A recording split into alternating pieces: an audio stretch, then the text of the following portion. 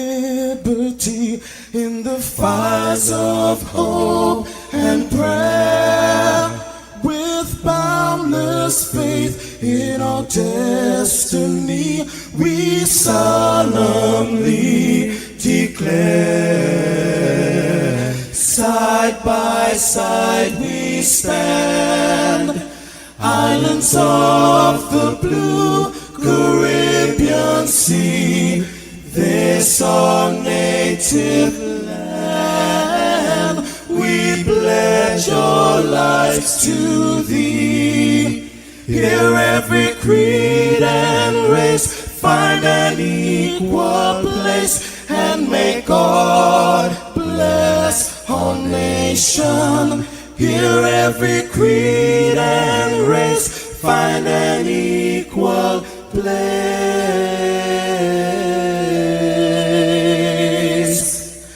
and may God bless our nation.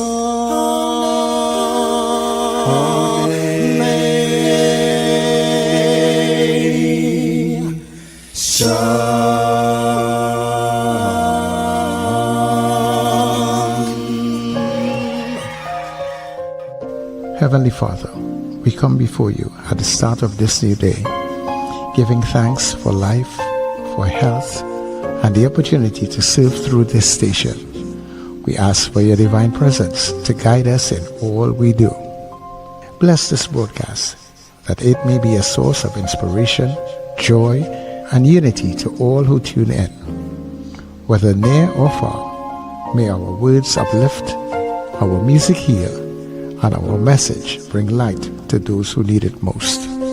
We pray for our listeners wherever they may be. Grant them strength for the day ahead, peace in their hearts, and success in all they put their hands to. Cover those traveling with your protection and those at home with your comfort and provision. Lord, may everything we do bring honor to you and be a blessing to others. Guide our steps, bless our efforts, and let this station be a vessel of positivity and hope. In your name we pray. Amen.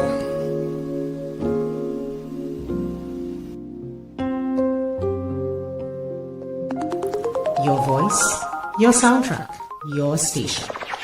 New Era TT Radio, NETT Radio.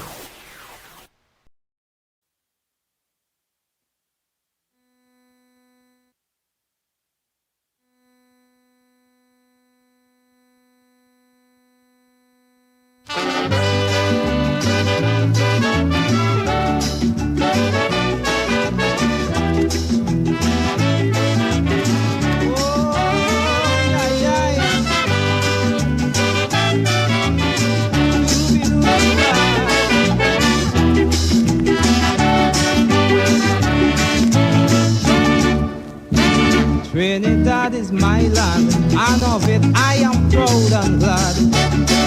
But I can't understand why some people just talk it bad. But I know all of them we running them out. Don't know where they're talking about. They would paint you black every day, and the right things they would never say. Like our sportsmen being rated among the best. Our scholars have sit and passed every test and put us right alongside the rest. But then our pitch lake is the greatest one of its kind. Our sugar and oil is really refined. So you see, friends, this is a real thing, so no man's mind. They just talk some nonsense. Me ain't know where they're doing it for. About so much violence, man, you would swear that we fighting war.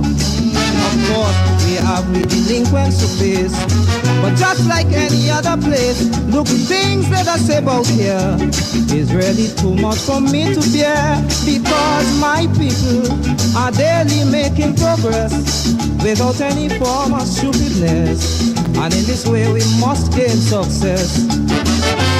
For when we move in, we all move as one body. No bickering between you and me.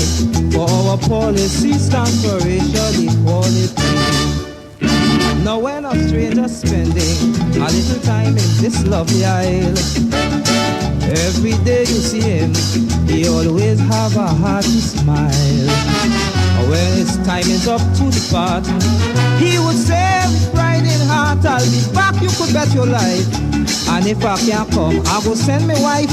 And then he'll tell you, he really wants her to come, to drink some rum and have plenty fun in this great island in the sun.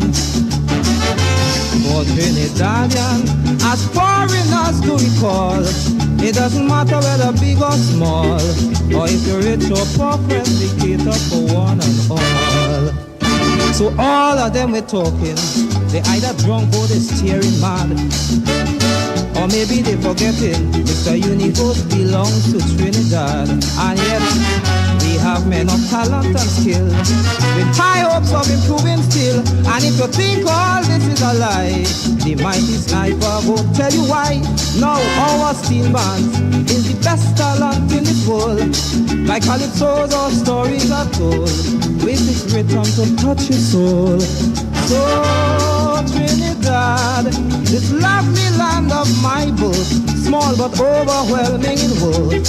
And as you know, Carnival is the greatest frolic on earth.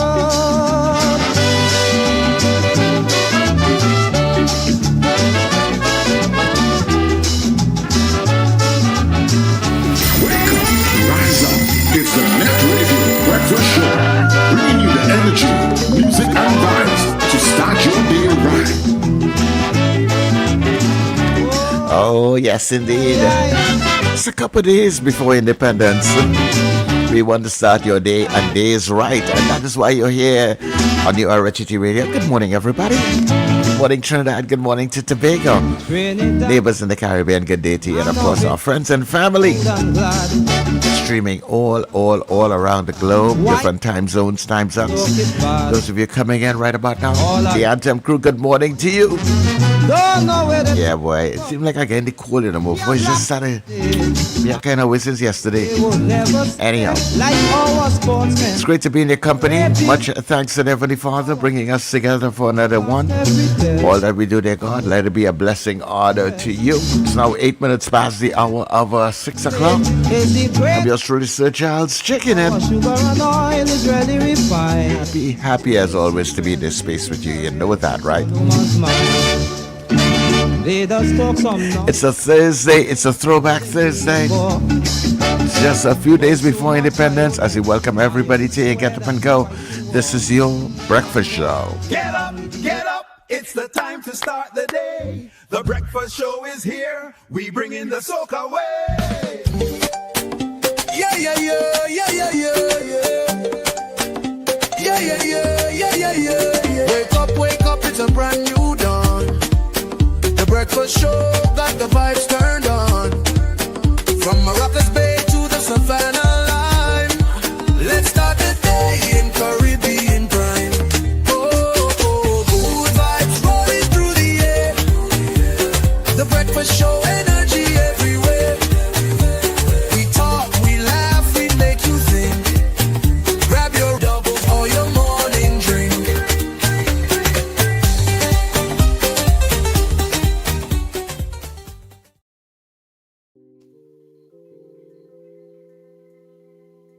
Get it, grab it, do whatever you have to do with it, but show up with it. Hey, everybody, good morning. Welcome to the breakfast show. It's a Thursday edition of the breakfast show, and I'm hoping that all is well with you. I hope you're doing a little better than I am this morning. I don't know, since yesterday, this cold thing, I just had a cough and all kind of thing. Last night is pressure to sleep, but I'm here. And of course, I see Wendell is here too, so I hope he slept better than me last night. Wendell, good morning. I'm sure Richard will join us in a little bit, people. So good morning to my co-host. Morning, Sir Charles. Good morning, Richard. Good morning, Trinidad and Tobago. And good morning, listeners and viewers all over the globe. It is Thursday morning. It's a kind of gloomy morning. The predictions are for rain today, somewhere around mid-morning. But Sir Charles, your voice actually changed since after the boat ride, you know. I detected a change in your voice. Yeah. I said, Sir Charles, like he talked too much in the dew on that boat ride. I But your remember you voice really actually saying that. changed since then. Yeah, Yeah. yeah, you know. Probably But that is that there's is it. so much. Yeah. Yeah. Yeah. I've been Group. noticing some changes, but boy, like in the last couple of days, I feel like this school like it want to knock me down. I'm gonna have Yeah, to well, pump some beds. Panadol multi-symptom, over-medicate with it. That's what I use, Panadol Yeah. multi-symptom. Same here.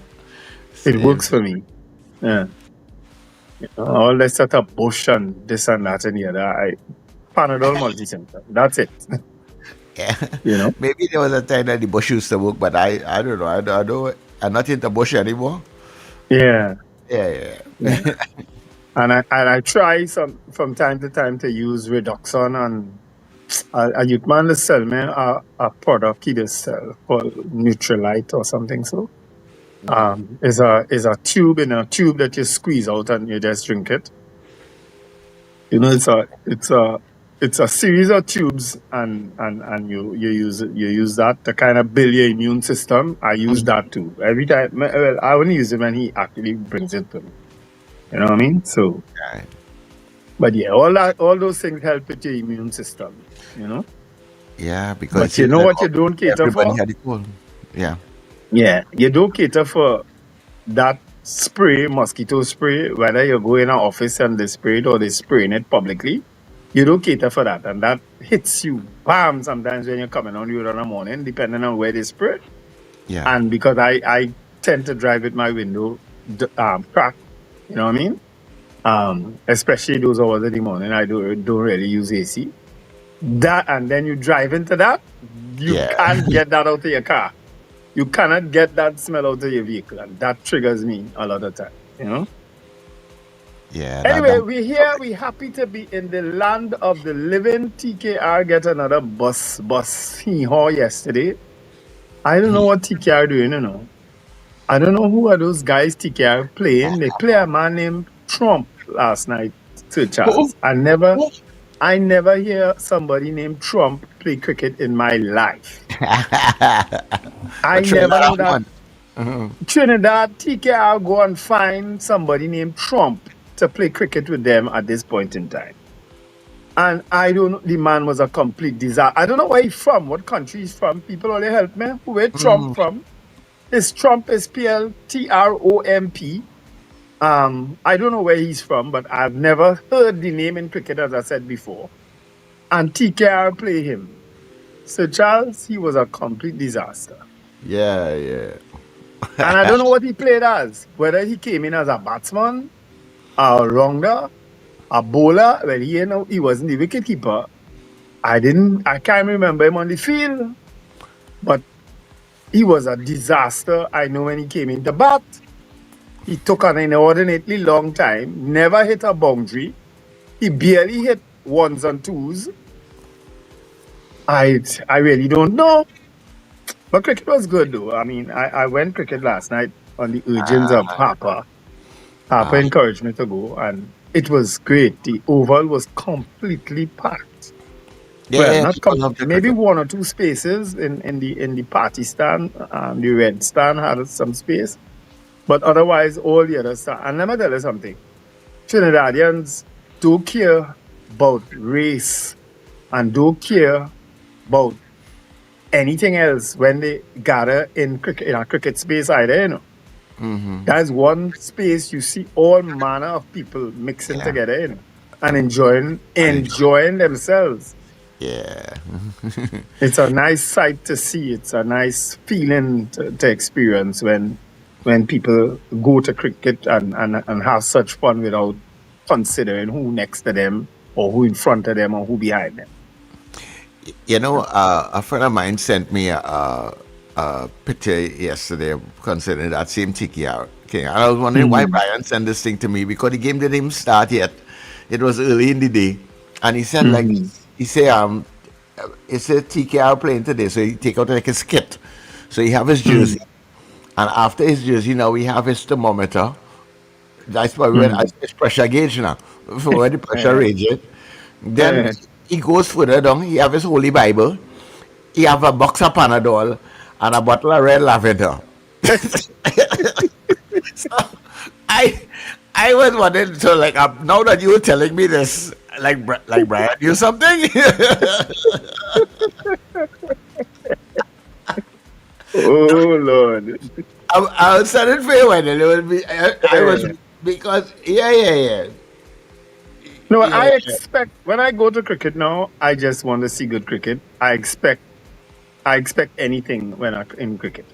You know what I mean? But TKR team, they dropped the two fellas who just was a disaster last game, that is Hines and Edwards.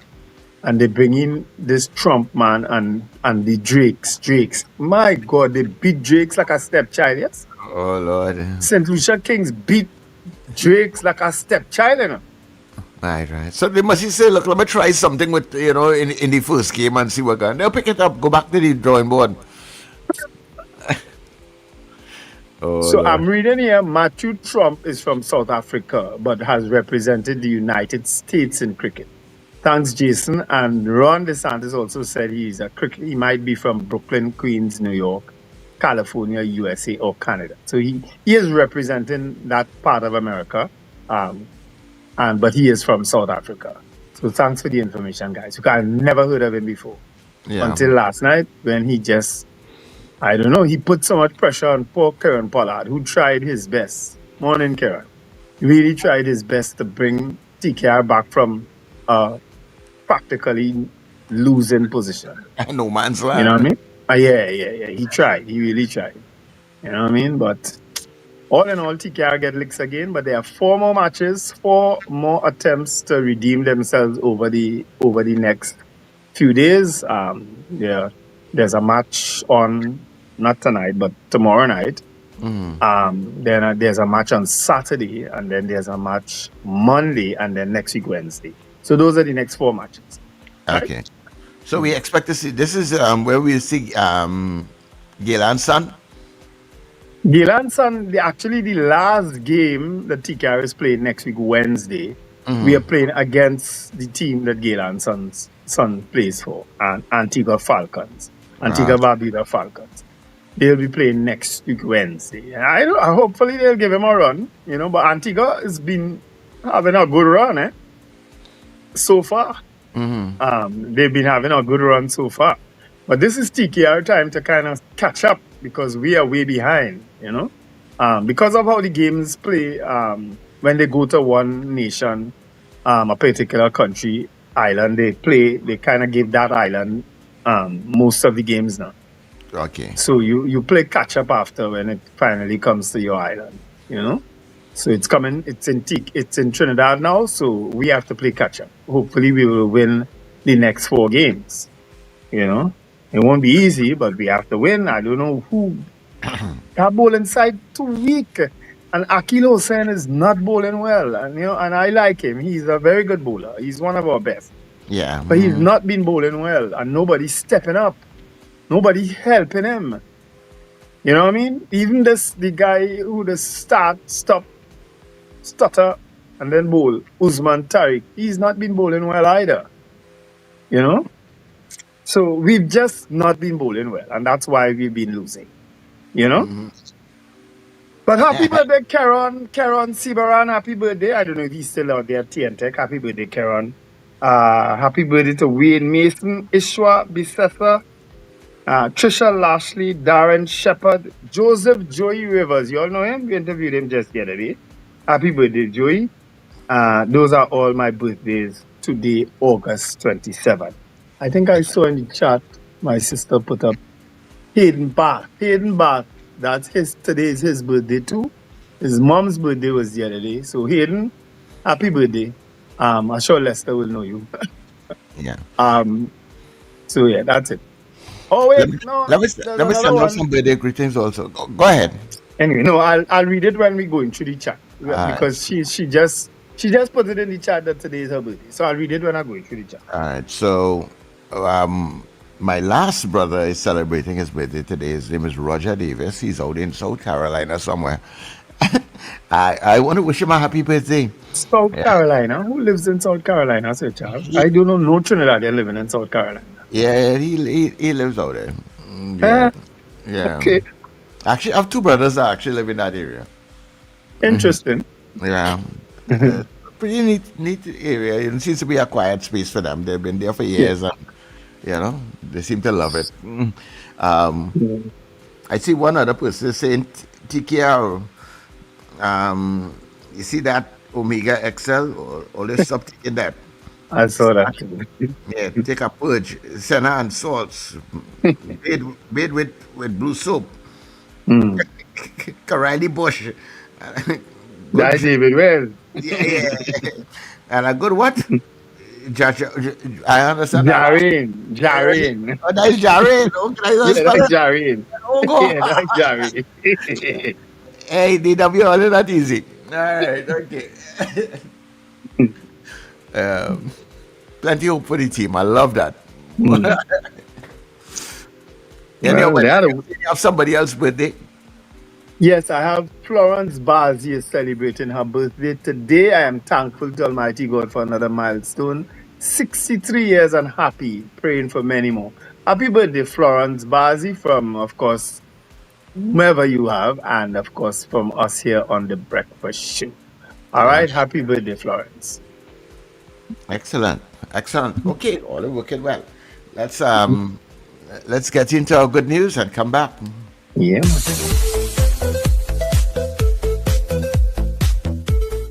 This is love can come from the most unexpected places. Sometimes the biggest heroes don't wear capes. They have 4 paws and a heart full of love.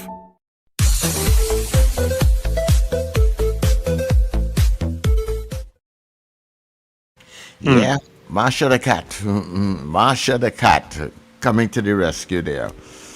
Yeah, see how some animals are very protective. Instinct, Mm-hmm. If I had to depend on a cat to live now, I would die. Well, you can't stand Yeah, cats. I don't like cats at all. I just always feel a cat is always up to no good. Nah, I mean, like, cats are really nice animals. I mean, mine had cats and things already, So, yeah, I like them. But just if a cat do some scraping, and you're in trouble. Oh. But other than Cats that, cats interfere are really with nice. birds, they interfere with fishes, they interfere with everything that I really like. So, it's all right. Leave them right. I see people have cats as pets, but all the best to them. And they're so sneaky, and always you never know where they defecating. You never know. You know what I mean? So, it's all right. Yeah, well, once you train them up, that they know where to go out the house and do Train, the you can train a cat. They train the cats. How? You could To use see cat, a to use cat litters and stuff like that. Yeah, They're very Okay. clean animals, though. yeah, because the cats that we had at home, they never did anything in the house and stuff. They used to always go outside. That's what I say. You never know where they go.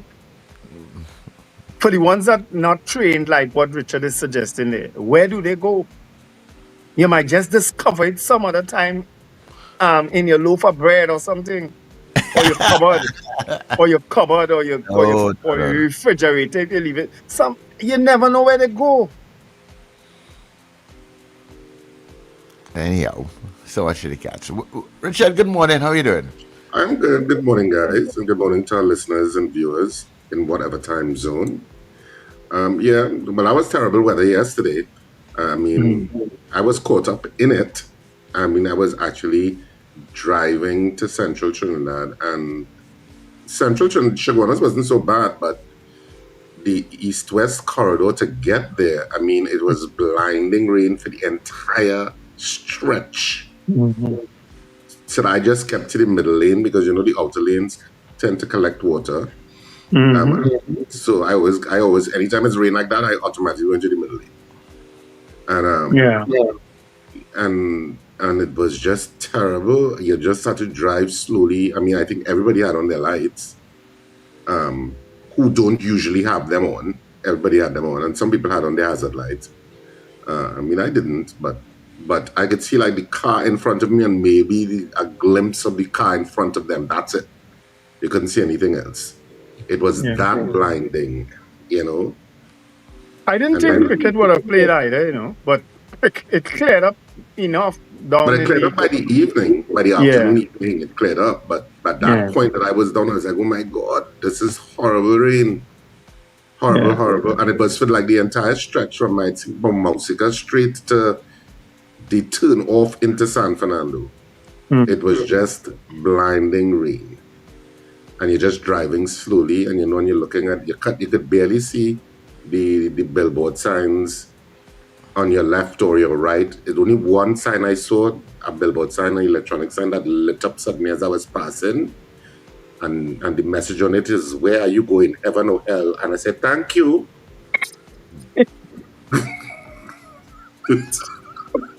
What did you say? Yes, thank you, or no thank you? I said, that's the only sign that I can see. Where are you going, heaven or hell?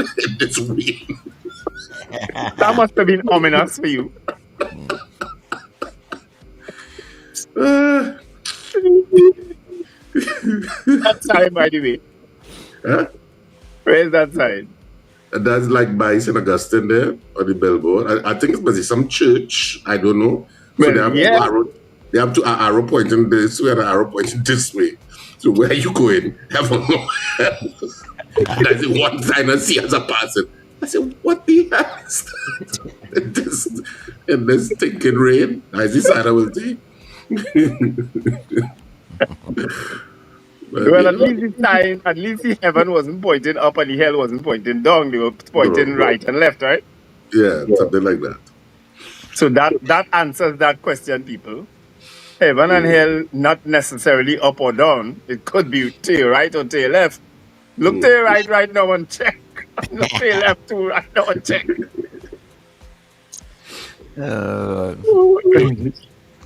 Anyway, let's greet the folks in the chat. We've done good news already. Let's go, Richard, whenever you're ready.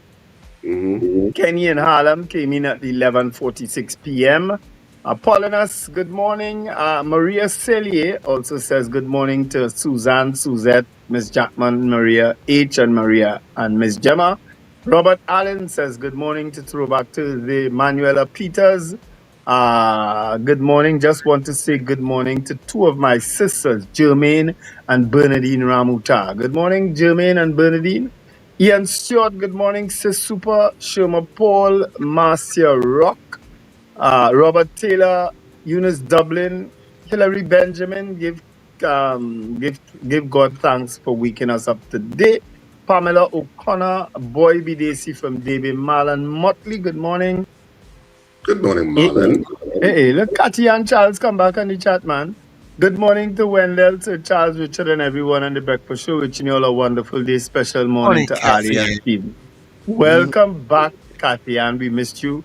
Diane Payne, Magic says good morning. Angela Green, Philomena Ali, Ingrid from Tucson, Arizona, Melissa from Charflair, Gavin Frank from Powder Magazine, Nadia Stephen, Debbie Modest, Prabha Ramdial, Ozzy Molino, Mrs. R says good morning. How is it there for you? I hope you know that. I hope you get that message loud and clear, Mrs. R. Loud and clear. Marlene Saunders, Sobers, Carlisle Cupid, happy birthday, Hayden Bath, Dwayne Sylvester, Bernadine Ramutad. So that's the person who greeted her just now, Manuela Peters. Right? She is from Orlando. Love in the house. Mr. Flavor, that's one of our DJs. Michael Eastman. As I say that, Sir Charles, Manish from Yokohama, Japan, wants the Did You Know segment you played 2 days ago. If you could send it, you could send it directly to him, or you could send it to me and I'll send it to him, right? He said which one it is, but it's not in my memory, right? Manish, send it over here on this chat and Sir Charles will get it to you, right? Ron DeSantis Jr., right? He's talking about Trump. So does Jason Samuel, good morning. Joyce Phillips, Slick Money Grip, Christusa, Bernadette and Alicia Yates, Florence Bazi, who is celebrating her birthday today. Happy birthday to you. Ron is saying Gypsy used to live in one of the Carolinas, either north or south.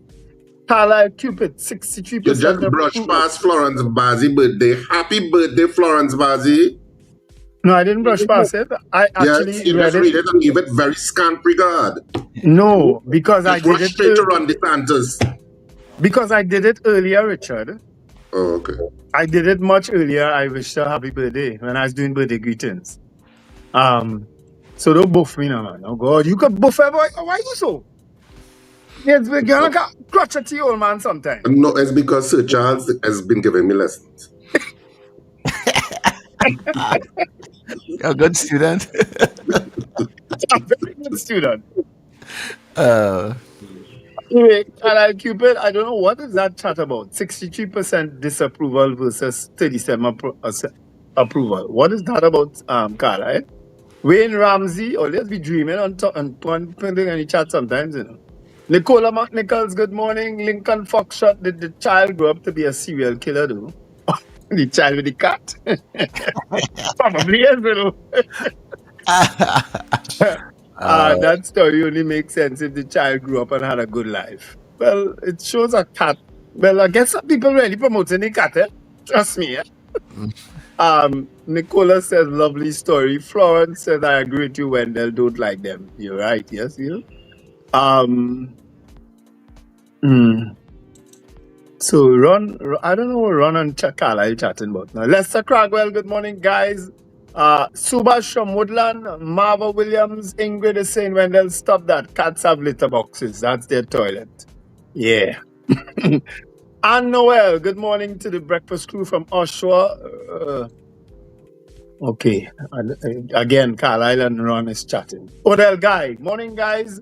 Mrs. R saying, go so. Don't tell me that.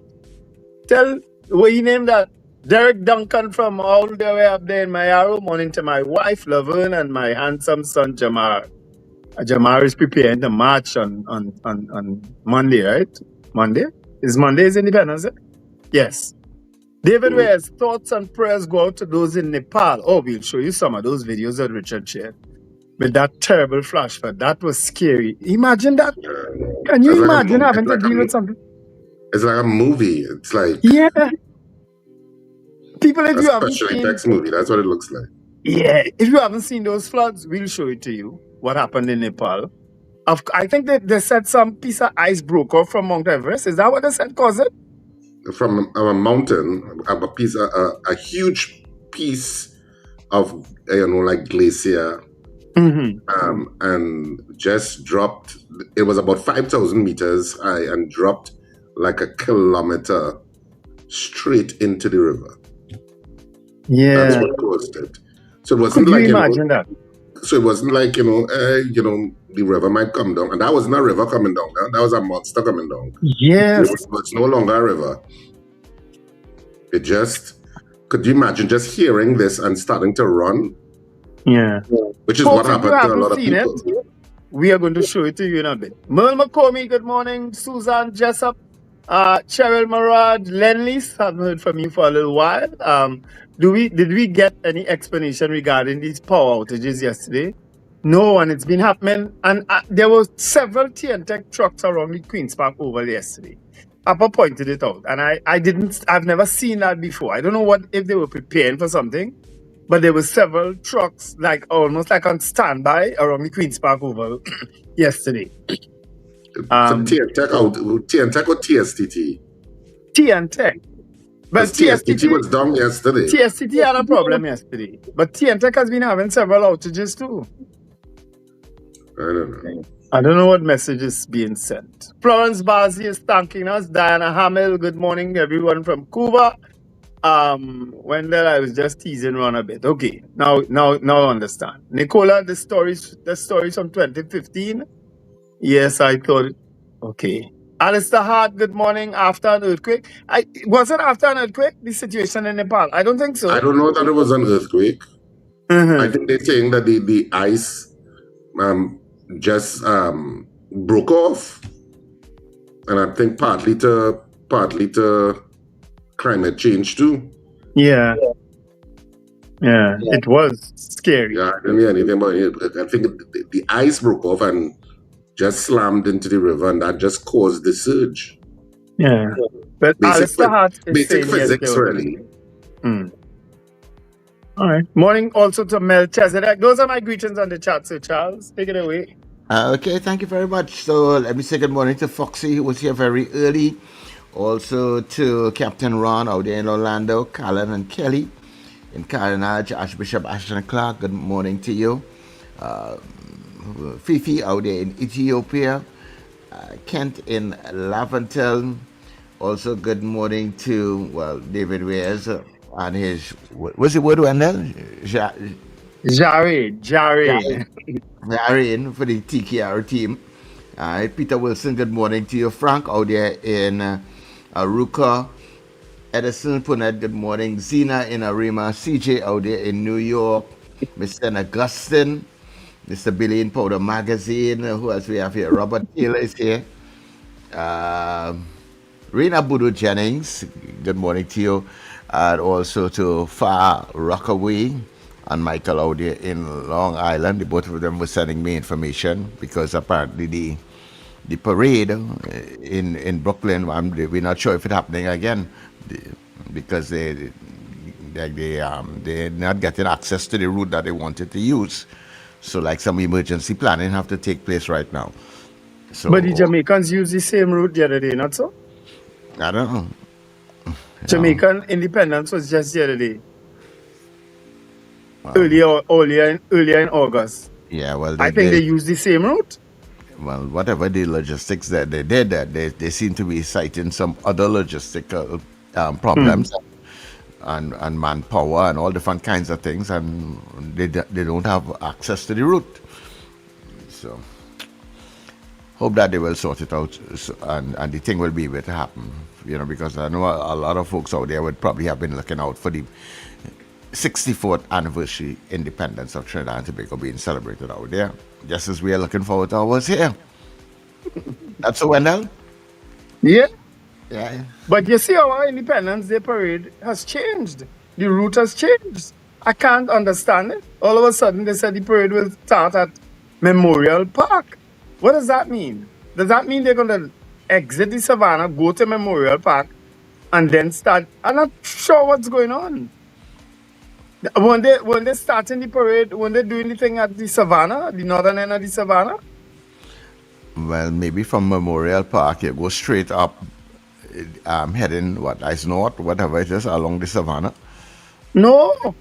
From Memorial Park, they're going down Charlotte Street. And then up Charlotte Street, that part of Charlotte, the higher part of Charlotte Street, but by Memorial Park.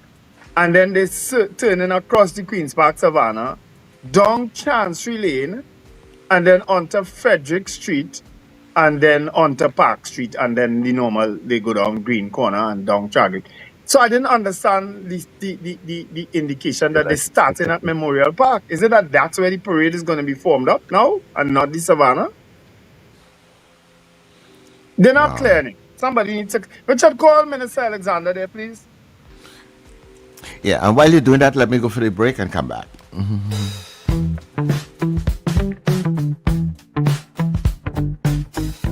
S&H Rumbox, 137 Western Main Road, St. James, for all your retail and wholesale needs for alcohol and non-alcoholic beverages. Call us at 686-0599 or visit us at 137 Western Main Road, St. James. S&H Rumbox, drinking out of the box. What do we all want for Trinidad and Tobago? Safer communities, greater opportunities, and a better future. Join Denise Deming every Tuesday at 11 a.m. on NETT Radio for Common Ground TNT. Each week, respected guests tackle the issues affecting our nation, from crime and education to healthcare, the economy, and good governance. Common Ground TNT, finding solutions through conversation. Tuesdays at 11 a.m. on NETT Radio, NETT Radio. Flavor Entertainment Services, your one-stop premium entertainment service provider. We offer top-tier, best-in-class karaoke and DJ services for your private events, sports bars and lounge. Let us help make your birthday parties, weddings, anniversaries, and corporate special events memorable and special. Call us now at 462-2029. We provide more than just music. We create memories that last.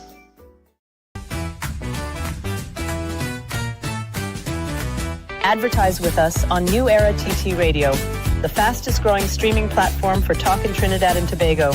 Audio and video ads welcome. Elevate your brand with us. Connect with us at newerattradio@yahoo.com or call us at 299-5156. Now what are you waiting for?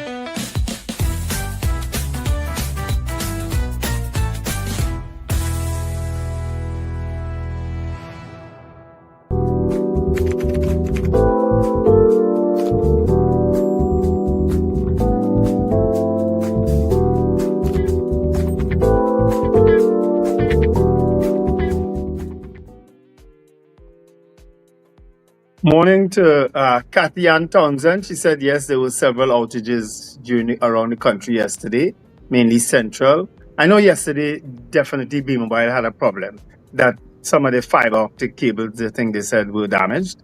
And they had problems with their phone system. But there's been a lot of electricity outages lately, too. Far Rockaway, thanks for the information. He said the Jamaicans use a different route. They used Bedford Avenue. We wanted to use Flatbush. All right. So those are all things in the chat. Alistair Hart is going cricket on Saturday. I might just see you there. All right. So let's get into the headlines of today's Express Online edition. I've seen things. I'm amazed. That's something about the Florida condominium. Drop in service across TNT due to TSTT fiber breaks. We just spoke about that. Seafoot Chase stop TKR. Of course, Tim Seafoot or Seifert if you're from there. Scored a splendid 100 yesterday. He has played for TKR before. And Ruston Chase, believe it or not, Ruston Chase, who literally turns his arm over and throws the ball down the pitch. Got 3 wickets in 1 over last night and literally destroyed the TKR. Ruston Chase. Well, yeah, anybody could face Ruston Chase and survive. He get 3 wickets in a over. You ever seen ball? You ever used to see Viv Richards ball? Well, he's bowled just so. Literally just turn his arm over. James on target, and that's Joshua James, who is from Tobago, who's playing for Antigua Falcons. I think it's Antigua he plays for. All right, those are some of the trending stories. Gunman kills welder during sealing work in Mova. Drunk driving woman crashes into squad car. King Charles III plans royal tour of the Caribbean. State pays over $75 million in legal fees. And Ignatius Ferreira, a life of duty, faith, and service. Those are all trending stories in today's Express Online. Of course, there's also PNM must iron out its differences. That's also a trending story. All right. So that's today's Express, people. Well, Trinidad and Tobago Guardian, government announces key changes to Independence Day parade, including new cultural display. And of course, it's a silent fireworks show. Stakeholders happy with decision to shelve fireworks. 1,000 sent home as THA scraps 10 days work program. Sky watchers urged to look up at tonight as moon set for dramatic near total eclipse over Trinidad and Tobago. Alexander claims he has shocking documents linked to PNM corruption allegations as made by Brian Manning. And did he say shocking? I'm just reading the headlines. I'm just reading the headlines. I'm not getting into what you want to get into. Gonzalez criticizes TNT's yellow polo for Employees Appreciation Day. Government to digitize land systems and services. Angostura shareholders want focus on $984 million debt. TNT's forex reserves touch 25-month high. Which we would have mentioned before. And in sport, Walcott Ice podium finish in Zurich and Sturge and Smith strike gold at World Masters Championships. CPL chase Titans as European football takes center stage. TNT women volleyballers end Norseka winless to finish 8th. And Dalla Costa and Can Dugdeen reach J60 main quarters. That's it for the Trinidad and Tobago Guardian for this morning. Well done, Richard. Let's get that. Did you know? And then we could show the couple videos on what happened in Nepal, because we are going to poll global warming this morning. Right? We're going international today.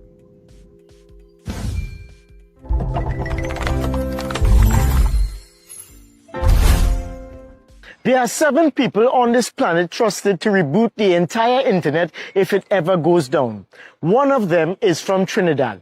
His name, Bevel Wooding. A technologist and internet strategist born right here in TNT, educated at the University of the West Indies, St. Augustine. And in 2010, he was selected by ICANN, a global body that oversees how the internet works, from 60 candidates worldwide to become one of 7 trusted primary community representatives. Every time you type a website address, something called the domain name system, the DNS, translates it to the actual location on the internet. The DNSSEC. DNSSEC is the security layer that protects that system from being hijacked or corrupted. 4 times a year, key holders are flown in for what is known as a key signing ceremony. Fingerprint scan, security layers. 2 separate auditing firms watching every single step. In a catastrophic cyber attack, a major breach of internet infrastructure, these 7 people would be called to a secure location to combine their keys and effectively restart the web. A man from San Fernando, Trinidad was chosen amongst 60 candidates to represent Latin America and the Caribbean, LACNIC, in that chain of trust. And that wasn't his only contribution. He spent years building internet exchange points throughout the Caribbean, so that when you message someone in Barbados, it doesn't have to route through Miami first. This man helped to build the Caribbean infrastructure of the internet and still assists in the security aspect of it. And most of you in TNT don't know his name.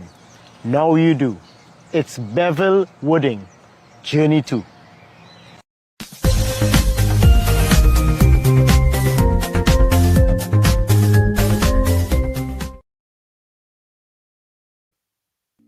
Interesting. Richard may have run off already too, because he did say he had to be on the road early. All right. So let's show those videos of Nepal before we get into our lines and.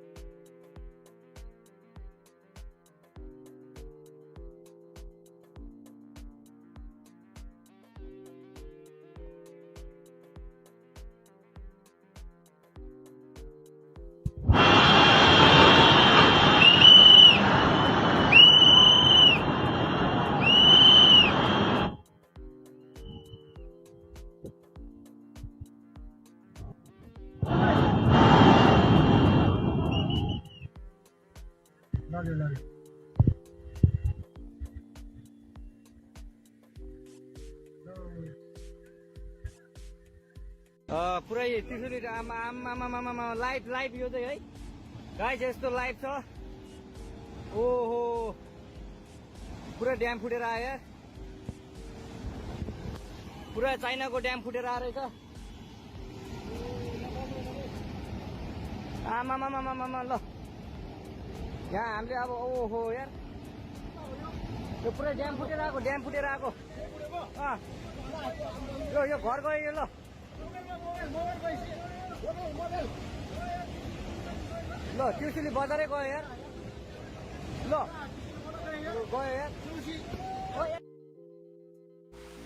Yeah. What you're seeing there, people, is not AI. It's not a movie. It is real. It is what happened in Nepal a few days ago. All right. As we said, a piece of ice fell from a distance, dropped into a river, and that is the result of that. Yeah.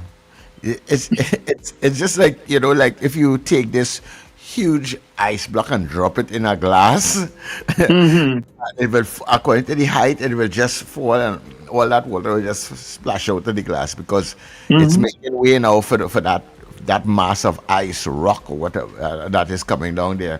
And that created a sort of an inland tsunami. Yeah. And people were basically caught totally off guard. There's nothing that they could have done.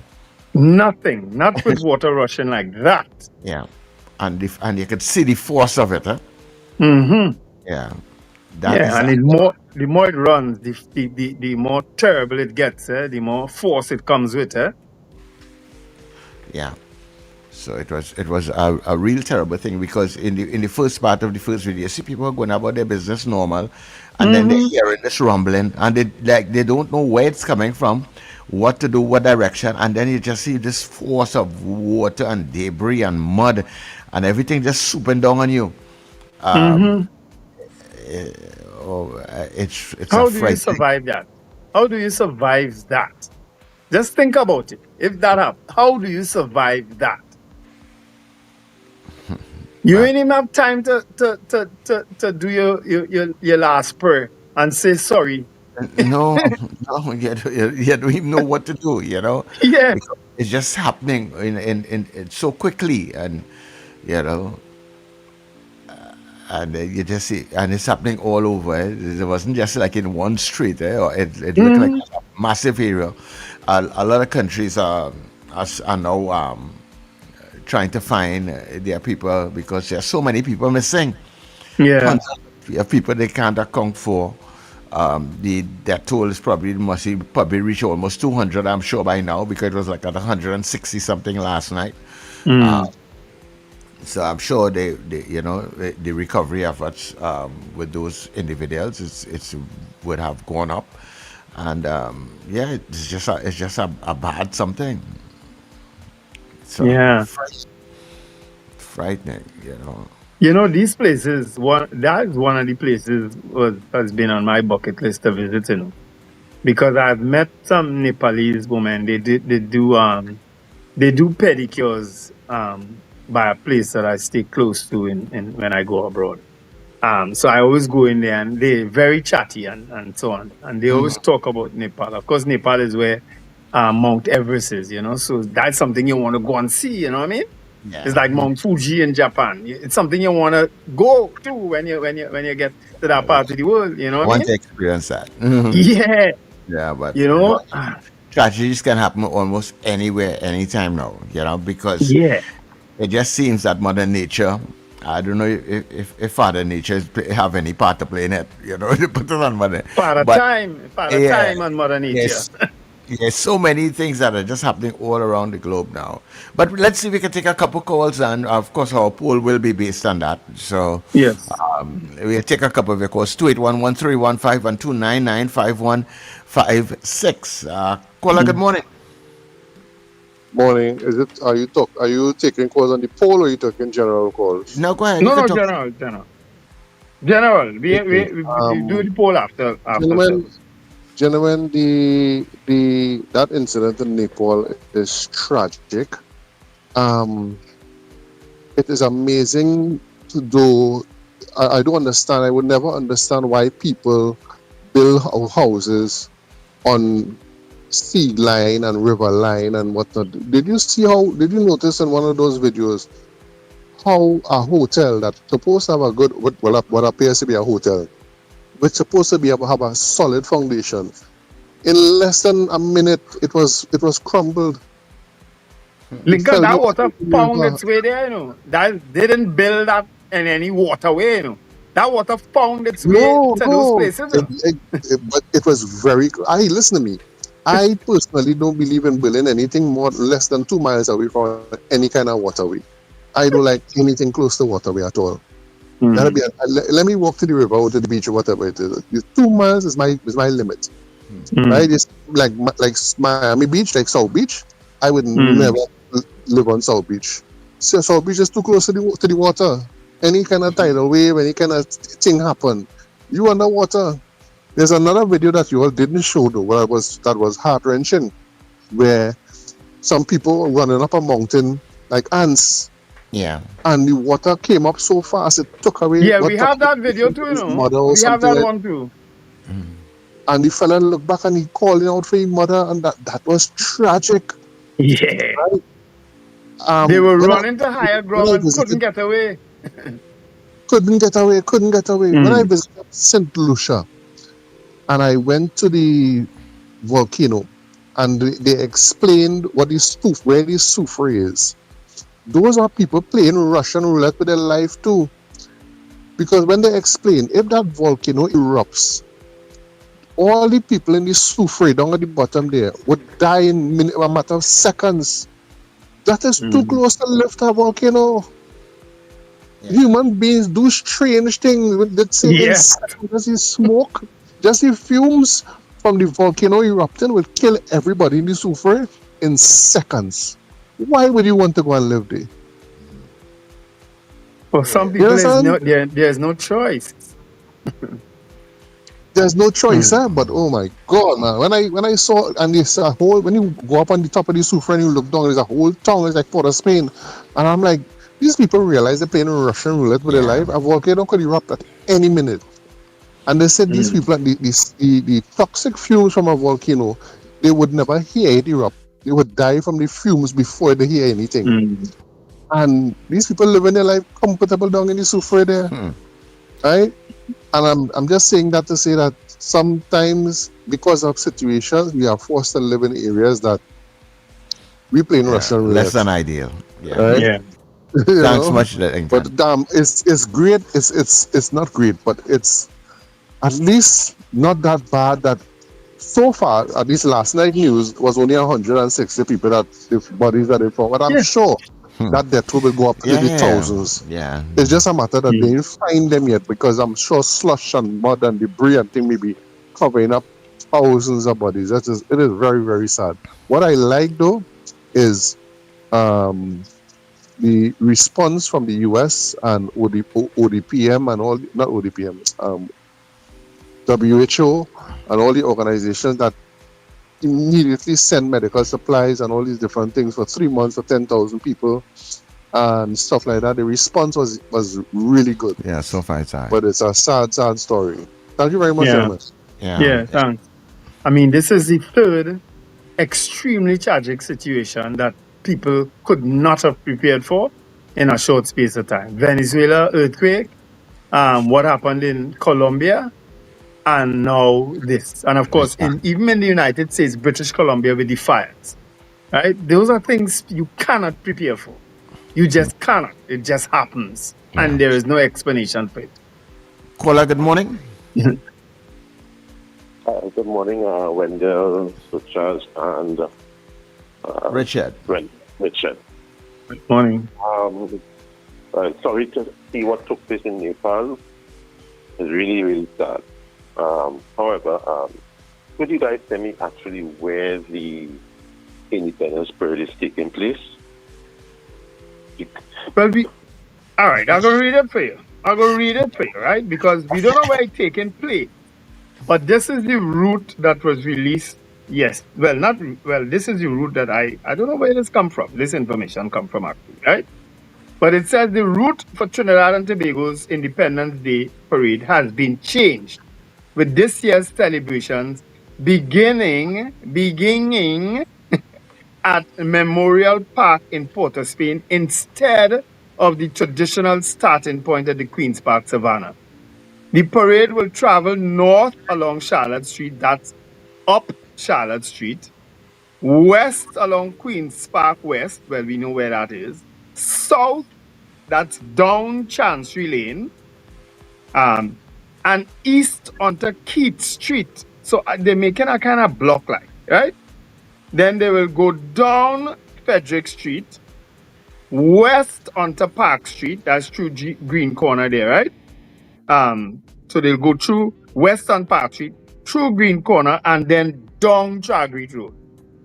That's the route for the parade, according to an article that I saw, right? So I don't know where the Queen's Park Savannah, in terms of where they've been preparing to do the parade, I don't know how is that going to be fitting in now. I'm not sure. Maybe because if they say it's starting at Memorial Park and staying down that part of the Savannah, how does the north, that part of the Savannah that they were preparing recently, figure into this? I don't know. By the president's house, quite on that side. Yeah, I don't know how that's figuring into it now. You know? Caller, good morning. No, I will call back. Okay, no problem. Thanks. I will call back. And yesterday I had a problem with the line. Yeah. We had. It was no any fault of ours. Yeah. All right, thank you. Yeah, but thanks very much, Mr. Billy, for your understanding there. All right, so we're going to the morning poll with what you're seeing. Wendell, go ahead. Yeah. Are we taking global warming seriously? That's our poll this morning. If you agree that we are taking it seriously, you vote 1. And if you don't think that we are taking it seriously, vote 2.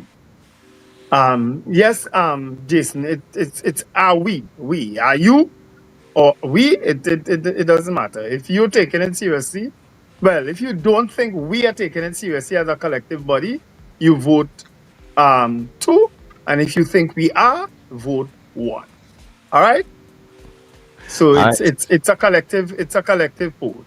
Yeah, so when we come back, we'll tell you how you voted. And of course, inside of the next hour, in our Let's Talk segment, we will be talking with Nicole Dyer-Griffith about cancer care, because, she's a cancer survivor. So we will be talking that inside of the Let's Talk segment on the other side of 7 o'clock also. So plenty of things are happening still, right? So stay with us as we go to our 7 o'clock news.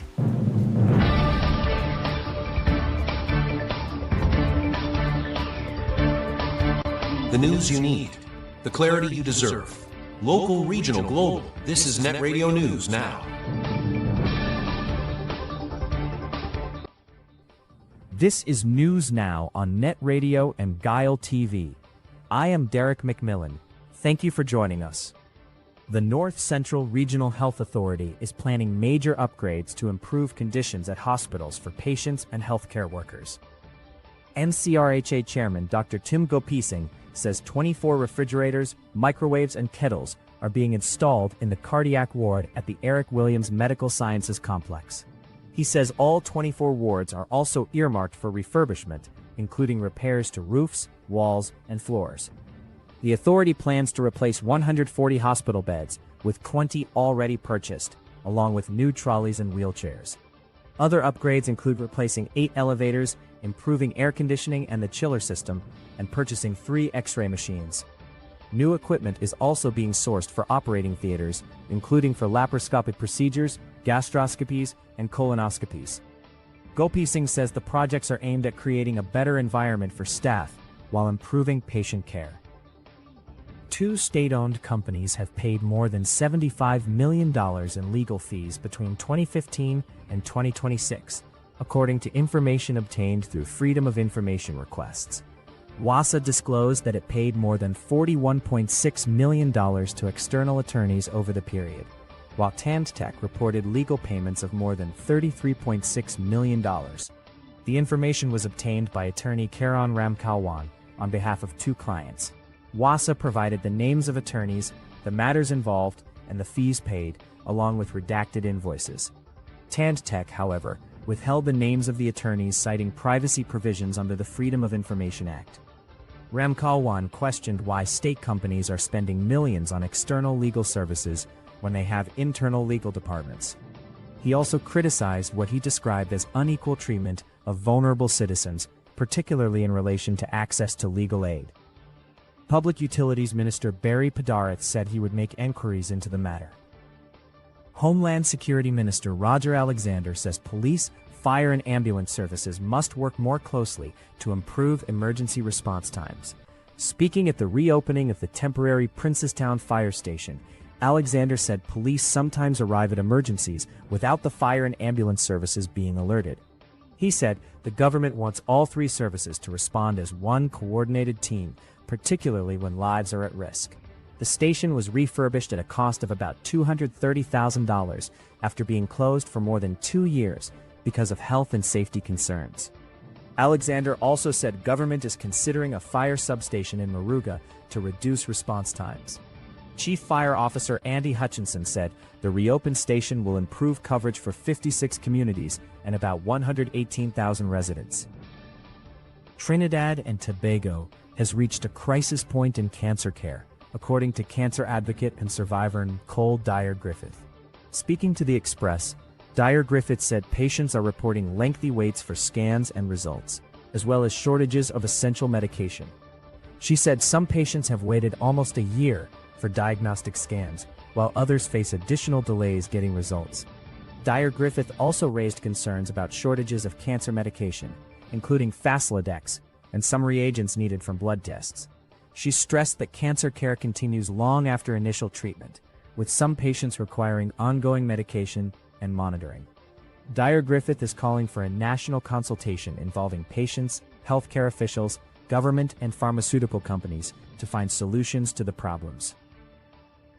In crime news, 2 men are dead following separate shootings in Morvant, including a man police say was wanted for questioning in several murders. Police shot and killed Kabidi Rhino Perpignac yesterday after officers went to his Clarence Circular home. Police said Perpignac confronted them with a firearm and refused orders to surrender. A search of the property allegedly uncovered an AR-15 rifle, 87 rounds of ammunition, bulletproof vests, and other tactical equipment.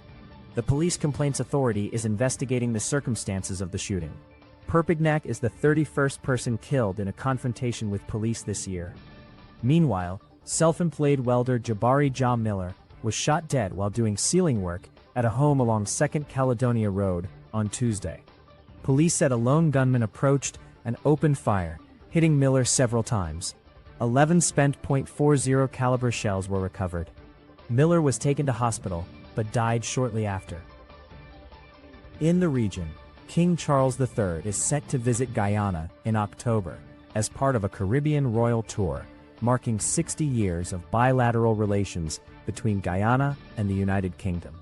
Buckingham Palace confirmed that King Charles and Queen Camilla will tour the Bahamas, Guyana, and Antigua and Barbuda from October 27th to November 4th.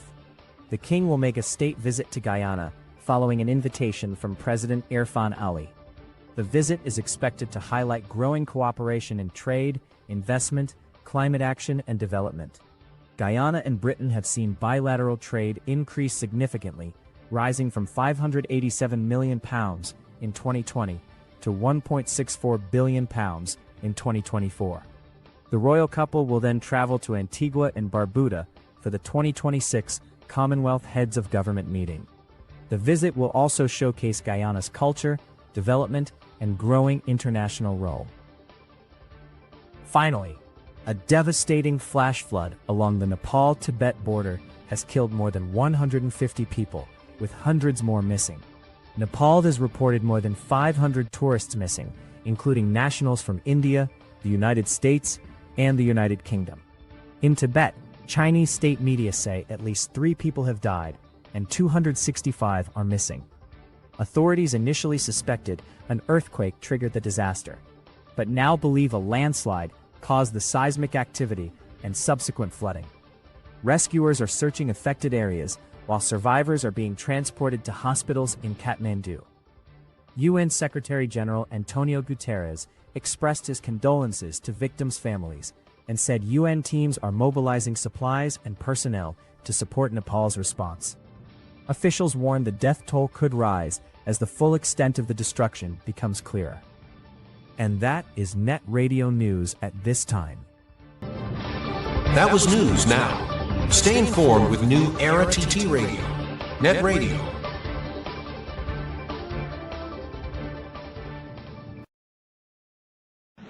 Your mid-morning just got better. Join Sir Charles for the mid-morning mix and mingle, where good music, real talk, health, and family matters come together, and your voice is heard. Whether you're at work, on the go, or just taking a break, this is the perfect mix to keep you engaged, informed, and entertained.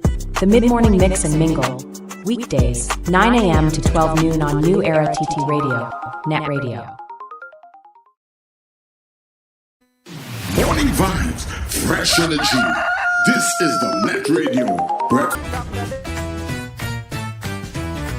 Advertise with us on New Era TT Radio, the fastest growing streaming platform for talk in Trinidad and Tobago. Audio and video ads welcome. Elevate your brand with us. Connect with us at newerattradio@yahoo.com or call us at 299-5156. Now what are you waiting for?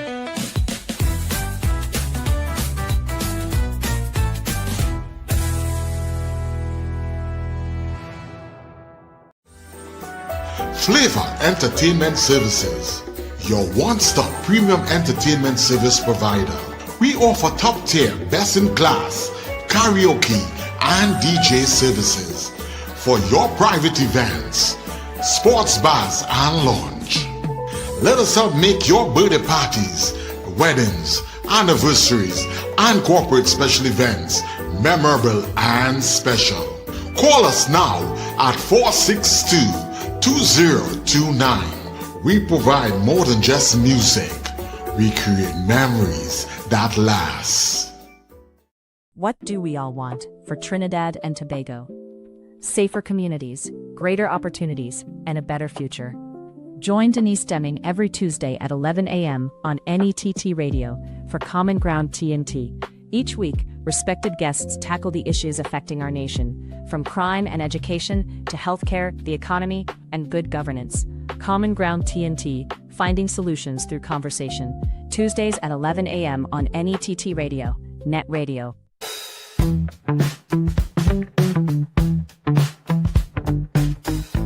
S&H Rumbox, 137 Western Main Road, St. James, for all your retail and wholesale needs for alcohol and non-alcoholic beverages. Call us at 686-0599 or visit us at 137 Western Main Road, St. James. S&H Rumbox, drinking out of the box.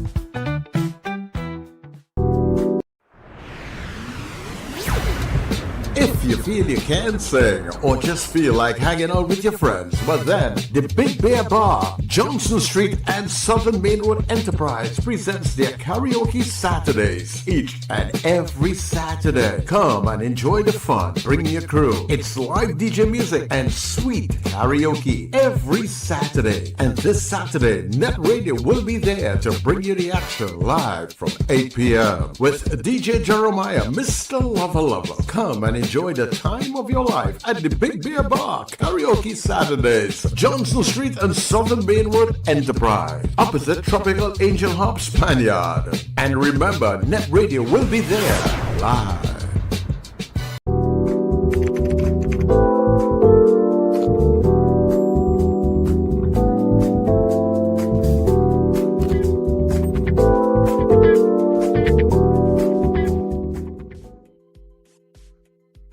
All right, everybody, and of course, welcome back inside of the second hour. Time check for you is now 22 minutes past the hour of 7 o'clock. And yeah, let me say good morning to the folks at Big Bear Bar. We're coming your way on Saturday. There's live karaoke. Yeah, if you know you can sing, come out and sing your life away, man. Saturday, Enterprise. I'm looking forward to it, actually. I think I might actually come out and lime in Enterprise a little bit. Yeah, Wendell, so we're back.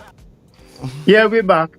And just as I warned people last night, the wreckers were out in full force wrecking. And they were wrecking people from areas that I think people generally park. Every day people park on the, what would that be? The western side of, or that would be the northern side of St. Clair Avenue. by the Queen's Park Oval, all along there by Mandela Park. Yeah. People park there, but somehow or the other, I mean, I sent that video of a wrecker taking out a specific car. So, you know, that's why I tell you, they're using wreckers to steal cars too. I mean, I ain't saying that's what happened last night. But it's very strange that you pick out a car, you actually pull a car out of a space, unless it was a repossession or some kind of thing. And you go on with it. I don't know what's the message being sent. Yeah, because when you look at it, you see that time and time again, that there are cars before it, there are cars behind it, but they pull out this particular car. So, you know. It was very strange. But they were wrecking last night. Nice victimization. You know what it is to come out of the Oval after you see a team get a cut tail and your car not there, but you seen other cars that right next to you there? You know what's that? Yeah. Anyway. Of course, I feel like if somebody steal a car, you know, that's how you'll feel. Yeah. That's how you'll feel. You know? And that was the fate of some people last night. You know? But I mean, the Queen's Park Oval is still down by the Oval is still 10 times better than going all the way up Baranara Stadium. And honestly, I like Baranara Stadium, but you have to walk miles and miles and miles if you have to find a proper place to park, or if you have to get out of there 2 hours after after the game ends. Yeah. Anyway, after the game, yeah. Mm-hmm. Yeah, after the game, it could take you 2 hours to leave that Baranara Stadium alone, just to get out of the inner area. Yeah, just in that area. Oh my word. Yeah. Yeah. Yeah. You know, but we could take a couple calls on your poll quickly, not so, Charles? Of course we can, right? So give us a call, 281-1315-299-5156. Mr. Billy, you could call us back in between this session also, you know. If you have any comments you would like to share on the poll, or we'd entertain you in between this space here, because we have our interview coming up in a short. And after 8 o'clock we have the band, so we really don't have too much time to engage you in some of the other things until real later on in the program today, you know. So, yeah. Mr. Billy, good morning. Okay, just 1 minute. Right, I think I now engage you. Morning, caller.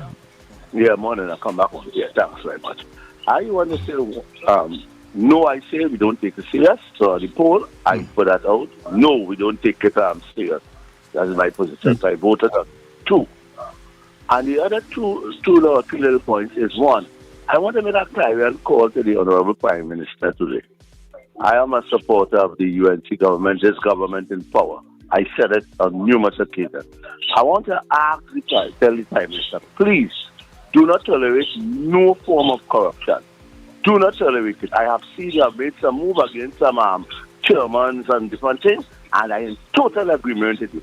Do not accept nobody coming into government to fill the pocket and to go the one personal thing. We have seen what it has done this government in the past, when there was in government in 2010, and what it caused the government and caused the people. So I am saying, go strict on it, right? Mm-hmm. Second point is, I want to congratulate the Minister of Homeland Security. Hate him, like him, whatever it is. He is really doing a lot of things in terms of national security. We are seeing that trust, make things happen in national security that we didn't see before. And I want to really congratulate him, right? And the third point is, I was listening to an interview, I think it was on TV6, I could call the station, with Mr. Lee Hunt. I think he's has an executive position on the PNM right now. And he making the point that what Mr. Manning raised in there is not thing, he shouldn't take it out there and all these things. I am saying, you know what is very catching me in all of this? Is hearing there's alleged that some people have apartments in Florida and all this kind of thing. And he is saying it. He was a former junior minister of finance. So there's no better other person who will see the paper trail and see the money movement and all them things out of AGC with URP and CPEP and all these things. So I am saying it's real interesting times. Yeah. Because these allegations were made before. These allegations were made by the local government minister and also the prime minister and even the public utilities minister.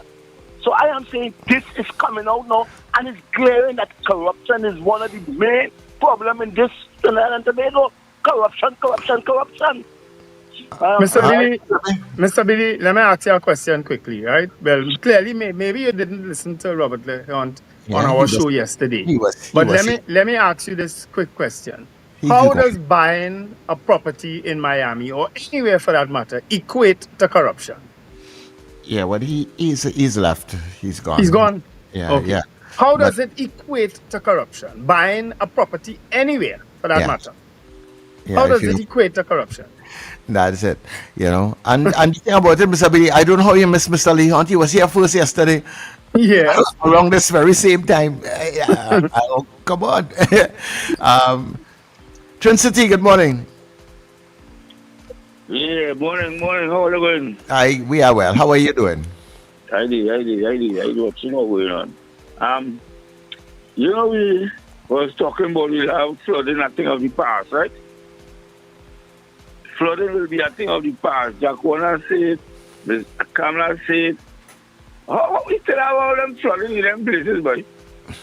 How we have all them flood outside? Yeah, sir? When you read a part of the route. That's the only part. I read what was sent to me. Yeah. Because last time I was watching the news and it was outlining the route. Yeah, sir? The route had to go all up to that place up there? The barracks up there? St. James? St. James, and then coming back along by Courts. And they say they're going back somewhere and then go back to the Savannah. They're going back to the Savannah after? Well, is they going back to there? Because they will, the marching or the guests or whoever taking them out or whatever, and they will have fireworks the same night, but it will be a silent fireworks. All right, you just totally confused me and everybody else there now, Mr. Patrick. Yeah, but it's day and night time. Last night, Mrs. Suzette and other people was on the TV and it was outlining the route. Yeah. You didn't see that one? No, we didn't see that. But we're going into St. James and then going back to the Savannah after? And somebody will explain it more to you because last night I watched it. They had our 6 fellas on the TV there. Mrs. Susan Martin was there. A guy from the Coast Guard, I think, was there. And other people, and they was talking about the route. And that's where the route going and where the beginning from and where they're going and where they're going to end up. And the route going up the road up Frederick Street and they're going back so. Okay. All right. That's what we're talking about. So whoever sent that part of the route, they need to sell the whole route. Yeah. All right. I was watching the news last night with Mr. Alexander and the PNM fiasco. And they was talking about they have documents about certain people who have apartment building in Florida and where the money comes from to purchase them apartment. Take it to the police. Take it to the police. What Mr. Alexander said, is that documents where they have to take it to the police. Yeah. So let them carry it to the police. That's all. Yeah. That's all. Everybody ain't carrying nothing to the police. It's just allegations. Tell everybody who have thing, carry it to the police. Thanks very much, Mr. Patrick. Everybody have all kind of thing. No, nobody ain't going to the police. I'm all afraid of the police or what? Take it to the police. Among the people who I hear own this here and own that there, I shake my head. I mean, if they get by corrupt means, well, then you have to prove the corruption first. Yeah, you can't assume that every property somebody buy or everything somebody acquire is from corruption. If we go down that road, then we have real corrupt people here, Sir Charles. Including yourself. Including myself. They might say, I acquire my property by corruption too. Yes, Because when it's easy to say that about somebody now. Oh my word! Hey, watch now. Hey, yes. You work all your life. You save your money. You invest in your business. So you can buy a piece of land in Miami or somewhere else. And the average person, at least 99 maybe, I'm just guessing statistics here, who had to buy a property now, had to get a mortgage. Where people getting cash to buy a property now. And You know what I mean? Let me give you the poll. And America's so very strict with the laws and so on about acquiring certain things. Just so. Yeah, they say all kind of collusion taking place. You see, Trinidadians and the widening of the net. But they say who accused must prove. So they prove now, all right? When they'll the poll as we close off the poll this morning, people. Okay, our poll this morning is, are we taking global warming seriously? And we would have spoken about all the recent incidents, and we would have shown you the videos in Nepal recently. 10% of you said yes, and 90% of you said no. 10% of you said yes, we are taking it seriously. 90% said no. All right? That's our poll this morning. All right? Yeah, well, as I said, I kind of torn in between this whole thing, because I really don't believe that world leaders are really taking, doing all that they can. But then again, Mother Nature is not an easy thing to deal with. Exactly. How do you take it seriously, Sir Charles? That's what I'm saying. What would be the steps that those people who recently had those disasters should have taken? Yeah, I don't know that they could have taken anything, Yeah, because I don't know that they could have do anything, Yeah, because even like what we are talking about, all the governments, you would hear them talk about reducing flooding, but it's like when we get a little our rain and that sort of thing. But when you get real rain, how it's coming down in somewhere, what you could really do, boy?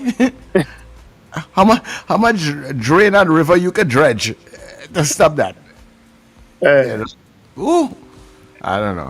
There's very little you can do about it. Anyhow, let's get into our Let's Talk segment. Yeah.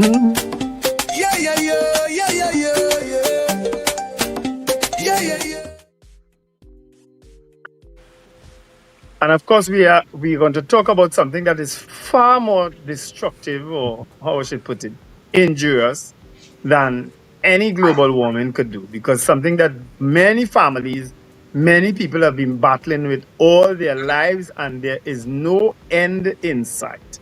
That's the dreaded cancer. We have as our guest, Mrs. Nicole Dyer-Griffith. Morning, Mrs. Griffith. Nice to see you. Good morning. Thank you for having me.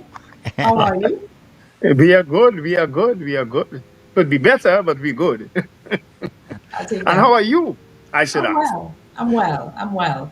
All things considered, after looking at that game last evening, I'm well. Yeah. I got something to do. I don't know what TK are doing with some of the players that they play. Maybe they're just trying something and giving people opportunities this year. It looks like that's what this year is about.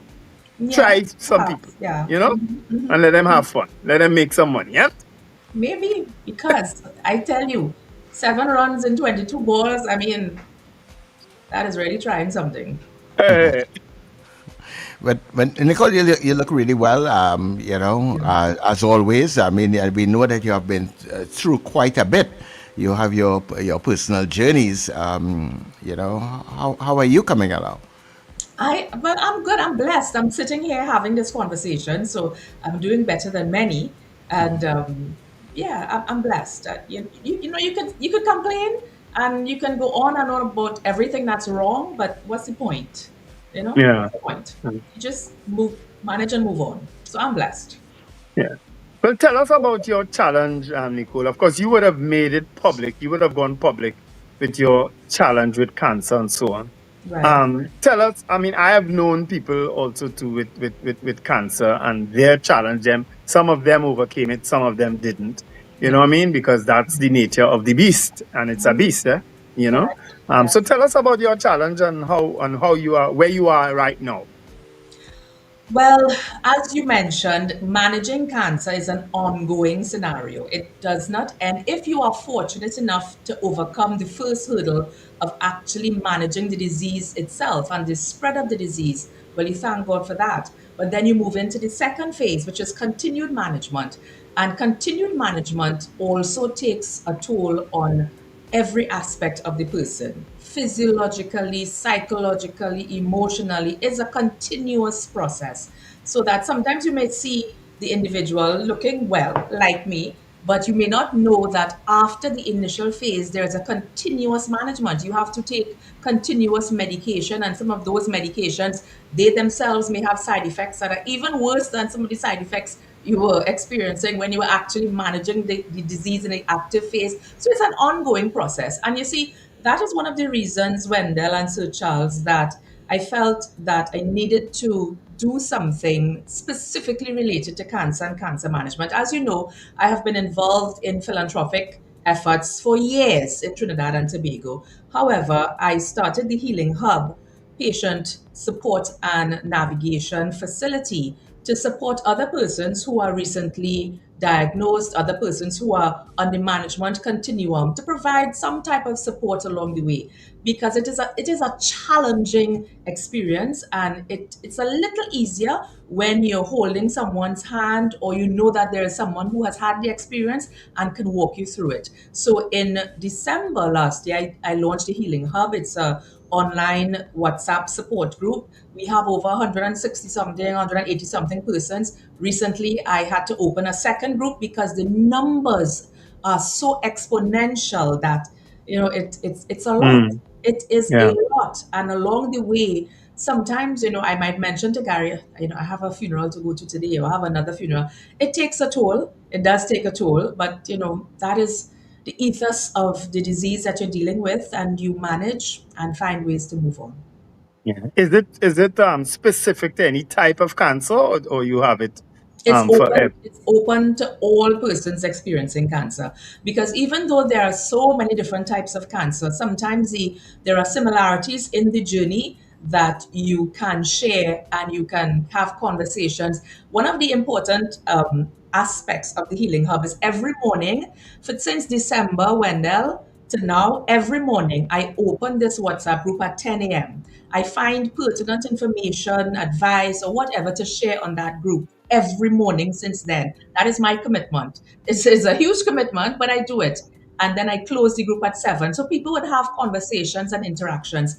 And it is in those conversations and interactions that I started noticing a disturbing trend. And that is the trend of persons stating that they attempted to get a CT scan and they could not get an appointment for a CT scan after a few months of waiting, after 1 year, or they would be placed on a list for radiation. They can't get the radiation in a timely manner, or they heard that they went for a blood test and the facilities do not have the reagents to undertake the blood test, or they try to get the medication for the post-cancer management, the anastrozole, the Falsodex, and the pharmacies in the public health facilities did not have it, or this caused this or that. And, you know, you see, after a few months of seeing this thread, I just cast a wide net, because even though I have the Healing Hub group, there are many other support groups. So I cast a net to ask, is this the experience of other people? And I was a little surprised to know that this has been the ongoing experience for quite some time. Can you imagine? Now, having to manage cancer in and of itself is a harrowing experience. When you pile not knowing what your current state is, so that in my experience, I was diagnosed with stage 3 breast cancer.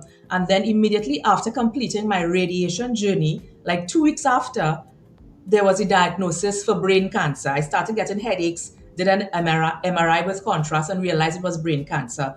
But I found that out because of a keen oncologist who said, go and do this brain MRI with contrast. Could you imagine if that was someone who was waiting on a CT scan or an MRI or something and not knowing, not being afforded the opportunity to know? Then what would have happened is you would have metastasis around the body, and you just don't know. So this is why I say we have to have a national cancer care conversation, because we have reached at a crisis point when you have many persons stating that they have to wait in excess of months for results of scans. They have to wait in excess of months or sometimes a year and more for a CT scan. When persons are on the list for radiation, they do not know when they're going to get the radiation, if they're going to get the radiation. Patients are not aware if they will be afforded the opportunity to get their medication. It is at a crisis point. And now the important thing, gentlemen, is not that this is not about casting blame, because we exist in a very sensitive society that everything you say is blame this one, blame that. I don't. It's not about casting blame, because this is about people's lives. When you're dealing with cancer management, you're speaking about time. Time is of the essence, and it is absolutely a tragedy to pour anxiety, stress, emotional trauma on top of someone who is already managing the physiological disaster that is cancer. So I made the call for a national cancer care conversation, because one of the ways of finding a solution is hearing from people with the lived experience. It is extraordinarily easy for persons and policymakers to sit in offices and say, we're going to be doing a policy, and when we do the policy, we're going to share it with you. Absolute nonsense. Yes, a policy is required, but to inform that policy, it is imperative to obtain lived experiences of persons who are currently managing the scenario. Ergo, the conversation. Yeah. Well, I'm glad you said what you just said, Nicole, because I'm gonna relate two experiences, and you'll tell me if where we are in terms of our cancer care, because, and I will call his name because he would have gone public with it. As a matter of fact, every week, I think now, every month or week, he has a program dealing with cancer. That's Darian Marcel, right? Darian was ill at one point in time, years ago. And I remember he was going from hospital to hospital and doctor to doctor, trying to find out what's wrong with him, because they couldn't detect what was wrong with him. And I mean, Darian was literally wasting away, so much so that I brought in someone to pray with him because it was that bad. Right. And he eventually went abroad because he had approached the then Minister of Health and got some help and went abroad. And that's where they discovered what was wrong with him.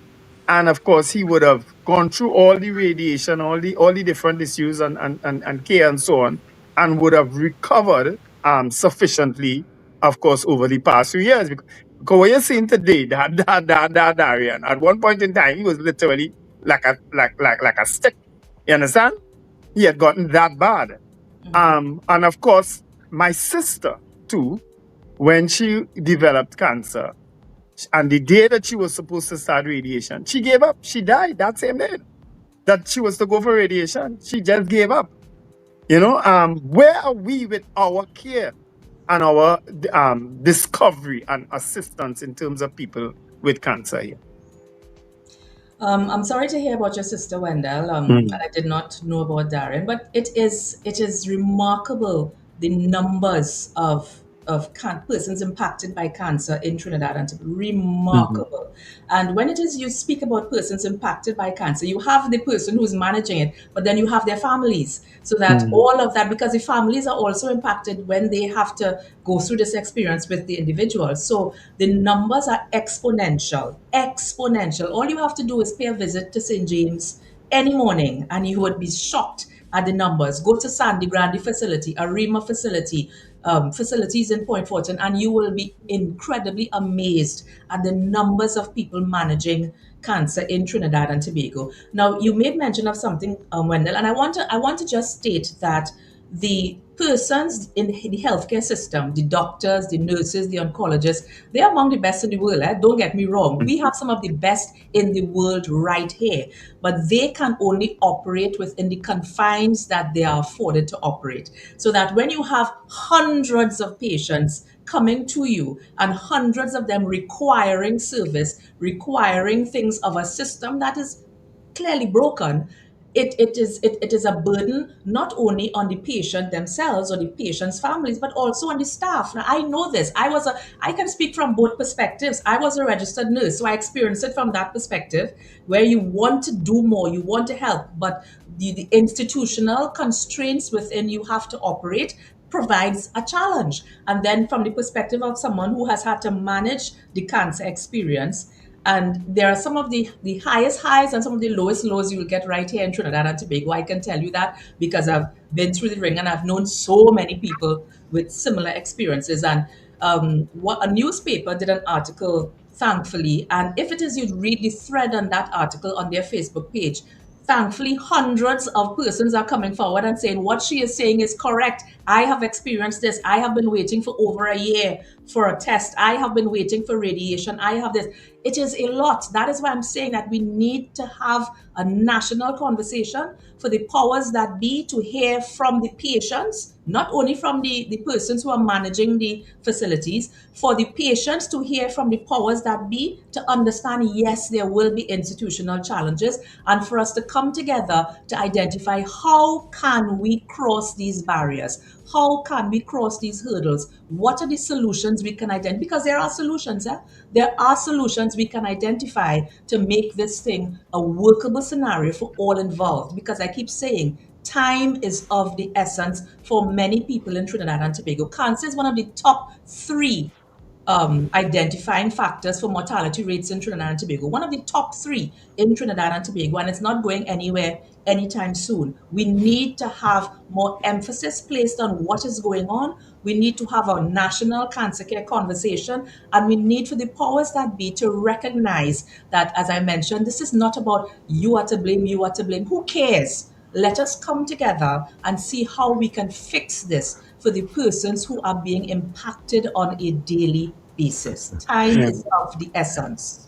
Nicole, I just want to jump in between here because I mean I understand that call that you are making. I personally, because I am in the public healthcare system in a number of different ways, I have seen what St. James look like. You know, I've seen the doctors, as you have said, consultants trying their best with what little is available. Sometimes they are calling for certain things that they would like to get, especially in the public healthcare system, and sometimes it's like falling on deaf ears, because like what sometimes doctors are asking for, it seems that there's another level of, I don't know if to call it directors or whatever it is, that sometimes don't see that urgency to listen or to work with. And so it's like a system that is fighting itself, almost just like the cancer of itself. Correct. Very apt description. Absolutely correct. Yes. Mm-hmm. For men, I know a lot of men too, prostate cancer is one of the cancers that afflict a lot of men. And a lot of times, men are not aware because they are afraid to go and do tests. Men generally don't prioritize their health. You understand? Especially with a prostate examination that may be a little invasive, or as they consider it. A little invasive, yes. Yeah. How would you, if you had to advise people today, how should they go about checking on themselves? What would you advise? Well, there are numerous. And let me interrupt you again. Interrupt you, because for women, they could do the self-test. A man can't do a self-test. For a woman with breast cancer, that is, they could do a self-test and check. They tell you about it, right? Mm-hmm. And I guess most women do now, especially with the prevalence of breast cancer. But a man can't test himself clearly. How would you advise? I would advise gentlemen that prevention is better than cure in this circumstance. Yes, it will be uncomfortable to undertake that test. However, if it is, I know for it's according to the age range, and it is my understanding for the test to be undertaken. If you are over the age of 40, then the test I think is once every year. So if it is you put yourself through that discomfort once a year, just imagine, just balance that against having to put yourself through continuous discomfort every day. So once a year versus every single day.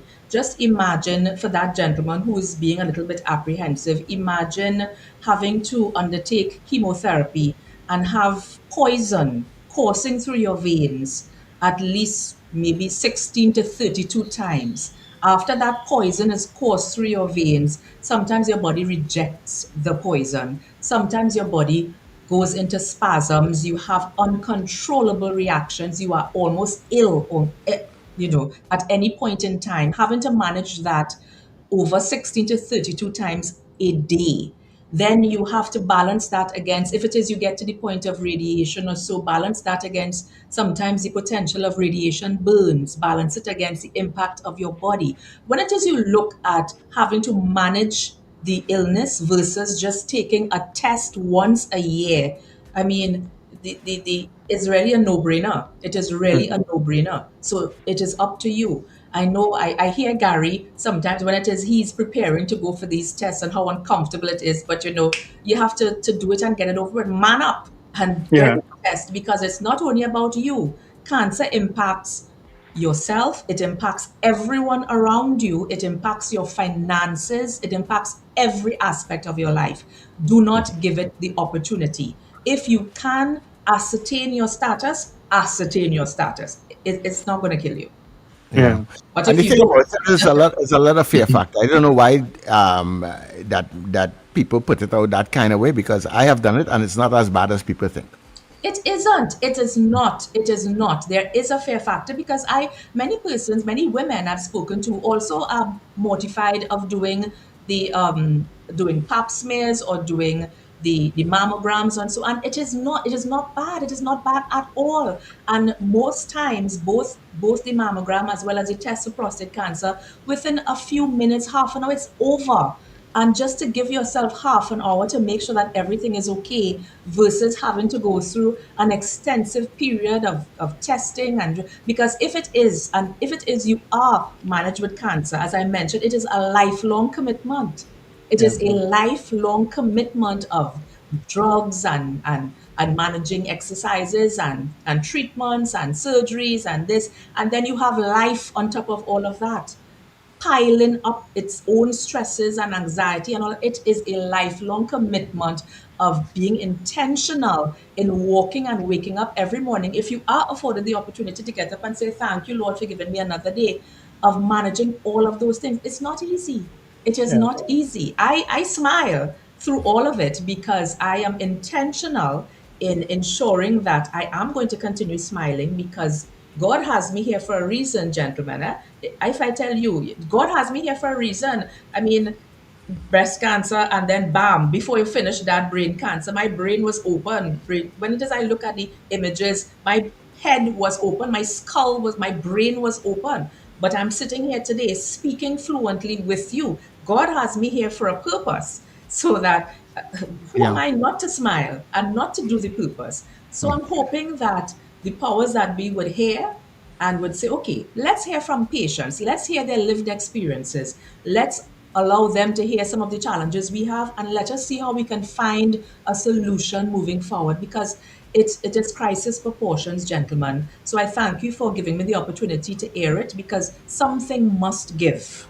Yeah. How can people be part of your chat, your WhatsApp group, Nicole? Well, the first WhatsApp group is closed off. There are too many people, 180 something persons on that group. So I opened a second group, and I opened a number of platforms online. So all you have to do is visit the Healing Hub, the O2N Healing Hub on Facebook. Go to the Healing Hub on Facebook, and right now the link for the second WhatsApp group is online. You just click the link and I will approve you to join. And every morning you get your information, your affirmations, you can share your stories, your journeys, or whatever. So the second WhatsApp group is currently open, and you can visit the Healing Hub Facebook page and click the link, join that second WhatsApp group. Because we already, I opened it 2 days ago, and it's already at 40 something persons. So yeah, that is the tell you. Nicole, this call that you are making, I mean, you're putting it out public outside there. You've been making this call, asking for this consultation. Has anybody reached out to you to say, Nicole, come, let's at least start this conversation? Well, yes, one or two persons have reached out. I am not at liberty to say who, but Right. I know it has reached the ears of the persons whose ears it needed to reach. So I'm hoping that more than reaching the ears, I know that, or I understand that reports have been requested and so on. But more than that, if a report has been requested, the persons in the facilities can craft a report to make it look and sound a certain way that might be absolutely different from the actual reality, which is why I'm saying you need to hear from those persons with the lived experience so that you balance that against whatever reports would be received so that you can have a real scenario. Remember, in every scenario, you have your truth, my truth, and the actual truth. So that is why I'm saying you need to bring all stakeholders around a round table, just one day around a table and listen to what is actually taking place. And when I say all stakeholders, I'm also talking about including Big Pharma, because I have a serious issue as it pertains to the cost of some of the medications in private facilities, in pharmaceutical companies. And so it is absolutely ridiculous, the cost of some of these things. If I were to explain some of the costs, the monthly costs that I have to undertake, is only God alone and family, friends, and so that, we find a way to make it work. But that's just me. What about the many people? The cost of managing cancer. And this is not only something in Trinidad and Tobago, the region. Internationally, it is completely ridiculous. And all of these things are things we have to place on the table, speak openly about it, and find solutions. Yeah, I think it just really the biggest bugbear to some people, that issue of that continuous medication and affording it. Yeah. It's very expensive. Nicole, just before we go, I know you are very familiar with beauty pageants and stuff, so I'm going to ask you a question like a beauty pageant, right? If you, Nicole, could sit across the table right now from the Minister of Health and, of course, government today, representing every cancer patient in Trinidad and Tobago, what is the one thing you will ask him to do immediately? Well, if I were afforded the opportunity to sit across the minister in a national cancer care conversation, I would ask him to listen to the voices of the persons with lived experience, with an open ear, active listening, and an empathetic tone, so that you can appreciate what it feels like. Because there's a saying, who feels it knows it. And if it is you have not had the experience, then sometimes you might be out of touch with persons who would have had the experience. So listen with some empathy, do active listening, and understand that who really feels it knows it, and that we are not here to fight. We are not here to push against the system. We are here simply to say, this is our lived reality, and we would like for you to hold our hands and walk us through this lived reality. Well, like you win the crown. Excellent. You win the crown. Yeah. You see, there are some things that just don't leave you. Thank you so much. Yeah, for sharing your experience with us, for sharing your advice, for sharing your group, and of course for giving a lot of cancer patients hope, because that's where it starts from, giving us hope. You know what I mean? Thank you so much. Thank you for having me. Have a wonderful day. Take care and tell the husband of yourself, talk less, do more. You stand right there, right next to us in here. Thank Tell you. him, don't worry. Thank you. Don't worry, his turn will come again. Okie dokie. Have a good one. Take care. Take care. Bye-bye. All right. Of course, that was Nicole Dyer-Griffith talking about her challenges with cancer. Well, I mean, she spoke about her breast cancer. I didn't know she also had challenges with brain cancer. Wow. Yeah. The things us humans go through, Talk about other whammies. And so that's why it is so important to get tested and to know your status. It's better, and when you know, at least you know how to treat it. Yeah. Yeah. You know, because sometimes that is why sometimes you hear certain things with people and immediately they find out today and tomorrow they're gone. You know, and that's because you in a lot of cases you just didn't know what was happening inside of you. You ignored it. Yeah. So don't ignore it. Deal with it. All right. Yep. Stop taking things for granted. Magic says it's very uncomfortable. So to hear Sir Charles say that you probably have the capacity to so Magic, go and take it, test. Yeah, Just go and take it. Come on, Magic. Go and do it now. Yeah, and they Oh, put me on my side to tell me to crouch in a a canal. fetal position, lie down on your side, go into a fetal position, and before you know it, bam, bam, slam, bam, done. It It done. wasn't comfortable at all. Yeah. So- you know, you. Stop putting fear in yourself and putting fear in other men. All go and do the thing. Right? Okay. Right, we wait for the news at 8 o'clock and come back on the other side of 8. We talk with Dirk Barnes, people. Yeah. A big question to I'll ask. join you from the phone, Sir Charles. I'll look in the No, mobile, right? No problem. All right, take care.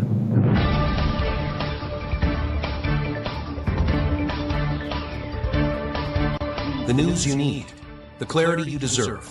Local, regional, global. This is Net Radio News Now. This is News Now on Net Radio and Gayelle TV. I am Derek McMillan. Thank you for joining us. The North Central Regional Health Authority is planning major upgrades to improve conditions at hospitals for patients and healthcare workers. NCRHA Chairman Dr. Tim Gopising says 24 refrigerators, microwaves, and kettles are being installed in the cardiac ward at the Eric Williams Medical Sciences Complex. He says all 24 wards are also earmarked for refurbishment, including repairs to roofs, walls, and floors.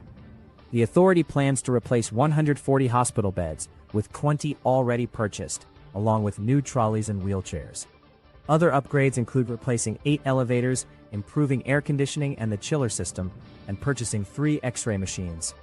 New equipment is also being sourced for operating theaters, including for laparoscopic procedures, gastroscopies, and colonoscopies.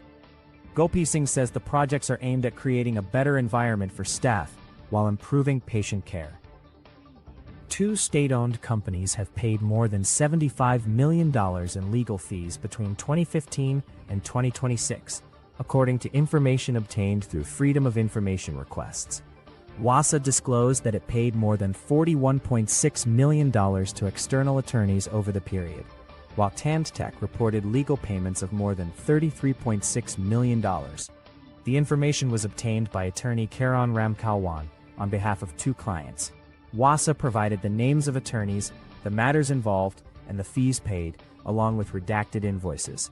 TandTech, however, withheld the names of the attorneys, citing privacy provisions under the Freedom of Information Act. Ramkalwan questioned why state companies are spending millions on external legal services when they have internal legal departments. He also criticized what he described as unequal treatment of vulnerable citizens, particularly in relation to access to legal aid. Public Utilities Minister Barry Padareth said he would make enquiries into the matter. Homeland Security Minister Roger Alexander says police, fire, and ambulance services must work more closely to improve emergency response times. Speaking at the reopening of the temporary Princestown Fire Station, Alexander said police sometimes arrive at emergencies without the fire and ambulance services being alerted. He said the government wants all 3 services to respond as one coordinated team, particularly when lives are at risk. The station was refurbished at a cost of about $230,000 after being closed for more than 2 years because of health and safety concerns. Alexander also said government is considering a fire substation in Moruga to reduce response times. Chief Fire Officer Andy Hutchinson said the reopened station will improve coverage for 56 communities and about 118,000 residents. Trinidad and Tobago has reached a crisis point in cancer care, according to cancer advocate and survivor Nicole Dyer-Griffith. Speaking to The Express, Dyer-Griffith said patients are reporting lengthy waits for scans and results, as well as shortages of essential medication. She said some patients have waited almost a year for diagnostic scans, while others face additional delays getting results. Dyer-Griffith also raised concerns about shortages of cancer medication, including Faslodex, and some reagents needed from blood tests. She stressed that cancer care continues long after initial treatment, with some patients requiring ongoing medication and monitoring. Dyer-Griffith is calling for a national consultation involving patients, healthcare officials, government, and pharmaceutical companies to find solutions to the problems. In crime news, 2 men are dead following separate shootings in Morvant, including a man police say was wanted for questioning in several murders. Police shot and killed Kabidi Rhino Perpignac yesterday after officers went to his Clarence Circular home. Police said Perpignac confronted them with a firearm and refused orders to surrender. A search of the property allegedly uncovered an AR-15 rifle, 87 rounds of ammunition, bulletproof vests, and other tactical equipment. The Police Complaints Authority is investigating the circumstances of the shooting. Perpignac is the 31st person killed in a confrontation with police this year. Meanwhile, self-employed welder Jabari Ja Miller was shot dead while doing ceiling work at a home along 2nd Caledonia Road on Tuesday. Police said a lone gunman approached and opened fire, hitting Miller several times. 11 spent .40 caliber shells were recovered. Miller was taken to hospital, but died shortly after. In the region, King Charles III is set to visit Guyana in October as part of a Caribbean royal tour, marking 60 years of bilateral relations between Guyana and the United Kingdom. Buckingham Palace confirmed that King Charles and Queen Camilla will tour the Bahamas, Guyana, and Antigua and Barbuda from October 27th to November 4th. The King will make a state visit to Guyana following an invitation from President Irfan Ali. The visit is expected to highlight growing cooperation in trade, investment, climate action, and development. Guyana and Britain have seen bilateral trade increase significantly, rising from £587 million in 2020 to £1.64 billion in 2024. The royal couple will then travel to Antigua and Barbuda for the 2026 Commonwealth Heads of Government meeting. The visit will also showcase Guyana's culture, development, and growing international role. Finally, a devastating flash flood along the Nepal-Tibet border has killed more than 150 people, with hundreds more missing. Nepal has reported more than 500 tourists missing, including nationals from India, the United States, and the United Kingdom. In Tibet, Chinese state media say at least 3 people have died and 265 are missing. Authorities initially suspected an earthquake triggered the disaster, but now believe a landslide caused the seismic activity and subsequent flooding. Rescuers are searching affected areas while survivors are being transported to hospitals in Kathmandu. UN Secretary-General Antonio Guterres expressed his condolences to victims' families and said UN teams are mobilizing supplies and personnel to support Nepal's response. Officials warned the death toll could rise as the full extent of the destruction becomes clearer. And that is NETT Radio News at this time. That was News Now. Stay informed with New Era TT Radio. NETT Radio.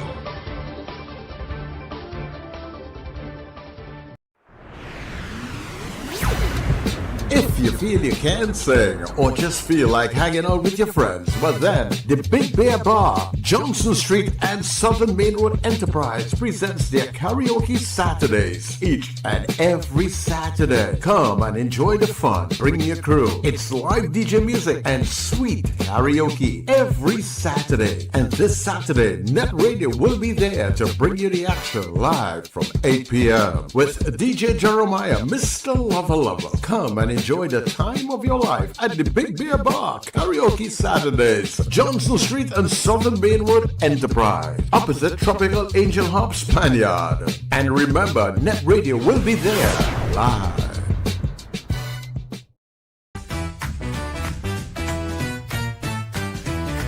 Advertise with us on New Era TT Radio, the fastest growing streaming platform for talk in Trinidad and Tobago. Audio and video ads welcome. Elevate your brand with us. Connect with us at newerattradio@yahoo.com or call us at 299-5156. Now what are you waiting for?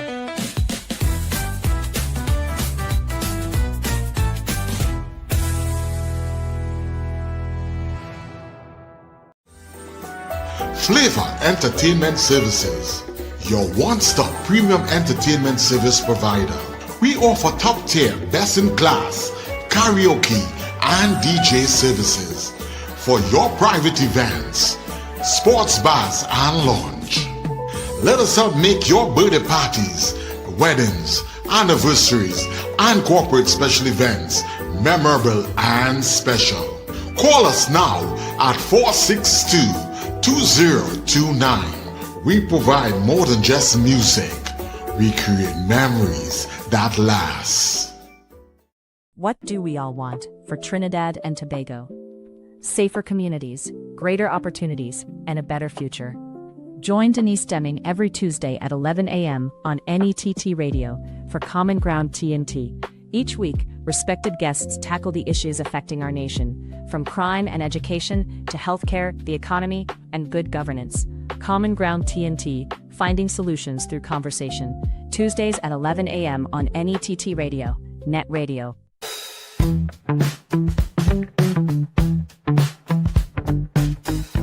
S&H Rumbox, 137 Western Main Road, St. James, for all your retail and wholesale needs for alcohol and non-alcoholic beverages. Call us at 686-0599 or visit us at 137 Western Main Road, St. James. S&H Rumbox, drinking out of the box.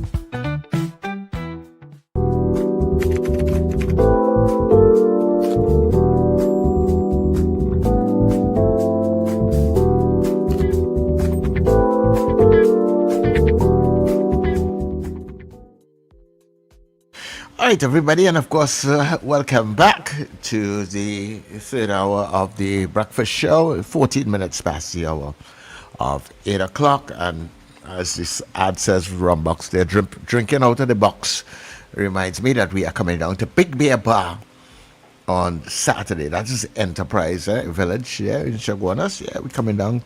There's going to be a karaoke session. They have a regular every Saturday karaoke. Most bars, entertainment spots seem to have their different days for karaoke. So we are coming down there. We will be live and we're bringing the action there to all of you who are listening to us on the net. So if on Saturday, you can join us around 8 o'clock. And we will be able to bring you some live karaoke from Big Bear Bar in Chaguanas. Yeah, Rich? Who having that karaoke? A spot called Big Bear Bar in Chaguanas. Oh, Big Bear Bar is having a karaoke competition.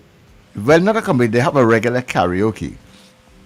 You know, most places, the amount of karaoke they have all over the place now. You know, almost they do. A lot of bars here. Everybody have this day.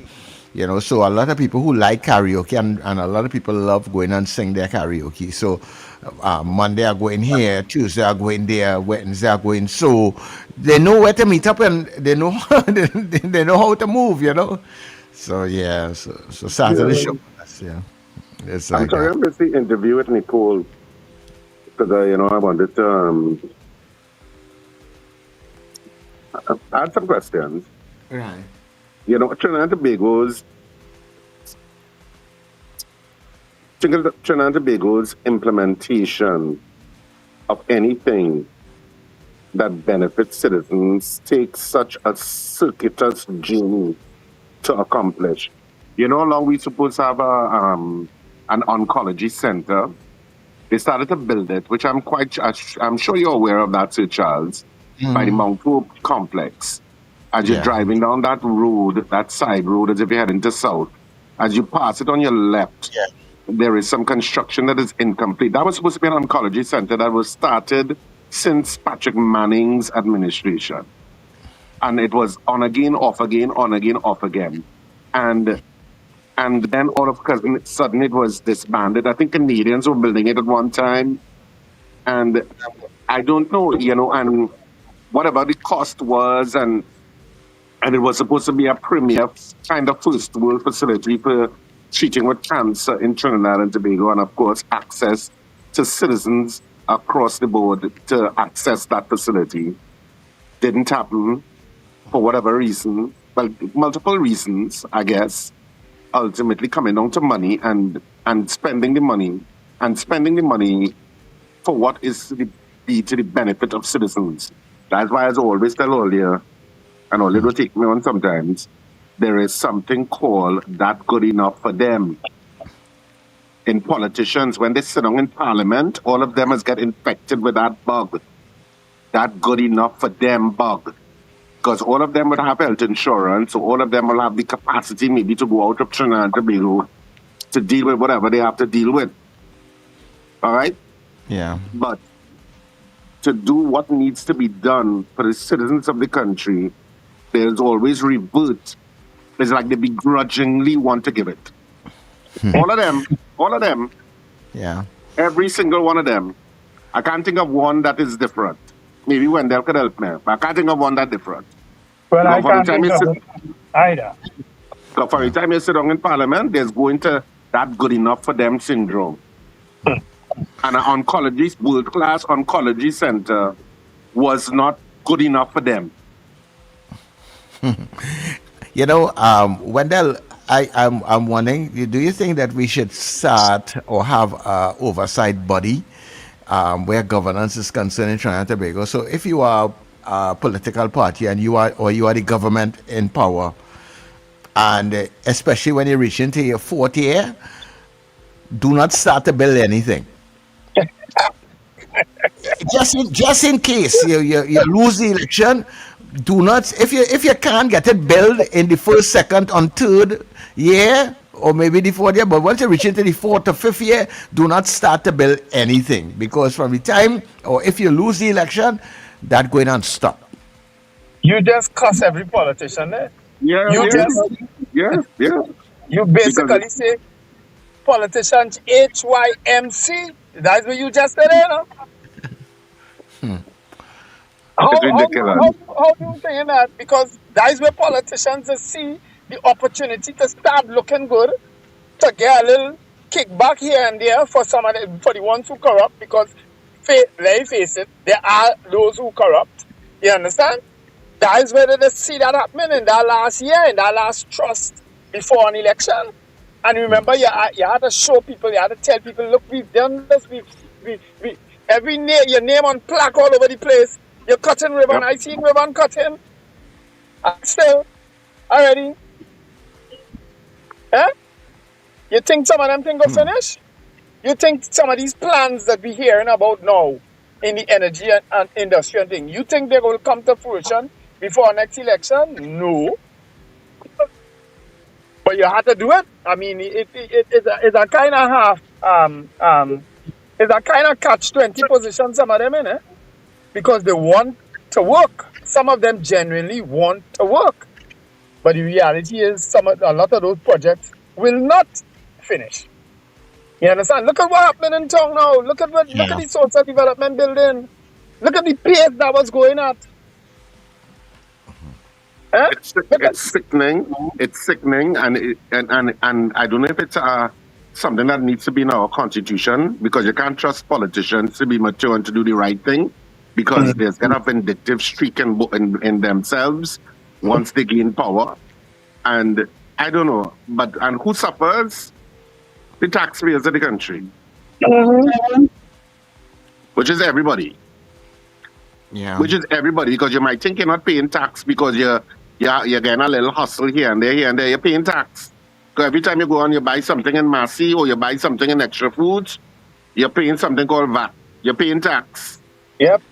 So don't let nobody tell you you're paying tax. You're paying tax. You're paying tax for everything that you do. You're paying tax in some way, hidden or otherwise. Yeah. And they're so cavalier about it, and they will justify it, why it should not continue, or you don't even bother. Sometimes they don't even have the courtesy of bothering to give you an explanation. It just stops. It just stops.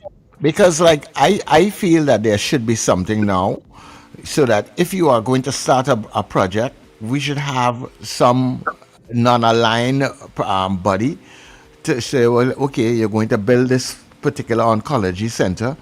You have the funding for it. Show us where the funding is coming from. If you don't have the funding, and do not start this building. You know, if you're not sure where the funding, so it can be completed even if the government changes, that this project should be able to be completed or something. We have to put something in place because When I hear about homelessness, Sir Charles, or Richard, when I saw you hear about homelessness and about the people on the street and so on, when last you hear about that? Not a people.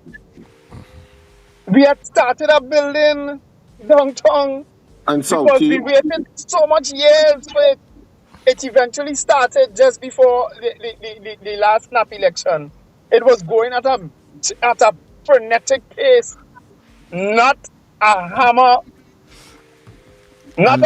used since the election. Yeah, so it's like if were the contractors working on a promise, did they get part of their money, and now that the government has changed, they're sure to get the rest, so the work had to stop. But you're answering your own questions, eh? You're answering your own questions, eh? Yeah. You understand? You know how much money being owed to contractors right now that they have probably very little hope in hell of getting? And what about their resource that they would have already put out? That's gone. Yeah. That's gone because some of them worked with the premise that, yeah, boy, this government ain't changing. No way they're changing. They're going back to our UNC government. So a lot of them work on that premise. You understand? And some silver tongue politician chain them up and say, nah, you don't worry, no man, but you'll get this and you'll get this other thing and you'll get this other thing. You understand? And now they're out of pocket, catching the nene. Yeah. As soon as the administration changed everything, they're going totally haywire. Yeah. No, mind you, on the flip side of that, it had people who get the money, who get all the money, because of where they stood in society and who they know and whatnot. They get all the money. They get money up front and all. They get money they ain't work for. Yeah. And then there are some people that get the money on the eve of elections. Yeah. Before the election. Yeah. They get a check. Yes. My politicians, that's a bunch of people, yes. Some of them. Yeah. But I was telling you, that's why I keep telling you, some of them I don't want to hear, Sir Charles. I don't want to hear some of them former ministers. I don't want to hear them. Yeah, I can understand that because while you are there in the driver's seat, some of them like they are just along for the ride, the good times, And now you're out of office where you can't help anybody, you can't do anything. You're making a whole lot of noise like them dog and them running on car. They protect no one else but themselves. They do whatever it is to get back their seat in an election so they could be an MP for 5 years. They don't care if it's in opposition. They do what they want to go back in the Senate so that they could continue to live a nice life. They don't care. I don't want to hear them. You're very big. I think you have a very kind of personal slant to what you just said there. I started to yes, if you detected that, yes. I mean, in all fairness, it's not the first time he's been saying that, right? So, no. He's been saying that for a while. So that's it. Well, people have not. Our guest. I also say that when the PNM was in power, I didn't want to hear certain UNC people. Yeah. Anyhow, people. So our guest, Dirk Barnes, is not here as yet. I don't know if he will join us in a short. But in the meantime, Richard's internet seemed to be giving him some problem. He fell off. Dirk must be having a busy day after last night cricket at the Oval. He must be searching Teda and Neon for cars. And we can take a couple of your calls in the meantime. 281-1315 or 299-5156. All right. Caller, good morning. So, Charles, good morning. Morning, Dabadi. Richard, morning. And Wendy, morning. Morning. Something should be written in writing, that whatever capital expenditure done by a government, and if the government loses office, it must continue Why is it that there are buildings that costing so much millions of dollars stay to waste? And I mean, it going on year after year, government after government. Look at some of the schools that started to build. I don't know if you're all familiar. So Charles, you might be familiar. Kirab Junior Secondary down by the police station in St. Joseph. Yeah. Building. Hey, this is something else. Wasting money. Why millions? The country had no money all these years, but all they're trying to save it is wasting instead. Government go, government come, same khaki pants. That cannot be. How long that will continue? And that's why we need a brand new set of politicians in. Not these kind of politicians that we grew up with so much donkey heads, the same old thing going on and on and on. And the younger people come up now, coming and me the same thing. So that will never change. Anyway, my next point is this. Looking at cricket last night, I deliberately didn't go, but I'm going on Friday. But I know that the traffic situation will be not traffic parking problem. There will be a parking problem. So during the night, I watching cars getting wrecked. Now my nice sisters and then park. They told me I was worried. They told me to park on Grace Street. So I was going through the police regulation where it's prohibited. And I saw St. Clair Avenue, Grace Street, Broome Street, Grace Street. I ended up calling to find out exactly where they're passing on because I saw cars being wrecked from on that street. So why is it that when there are international games of this magnitude, why can't have a shuttle service from the City Gate, park and ride, and come back to the over? Because in Port of Spain, City Gate is in Port of Spain as well. Park your vehicles in Port of Spain, pay some money, and come to the Oval. And there's no traffic and you have no car traffic jam and record making a set of money. You know what I think? I saw a record taking out a vehicle from the middle of 100 cars.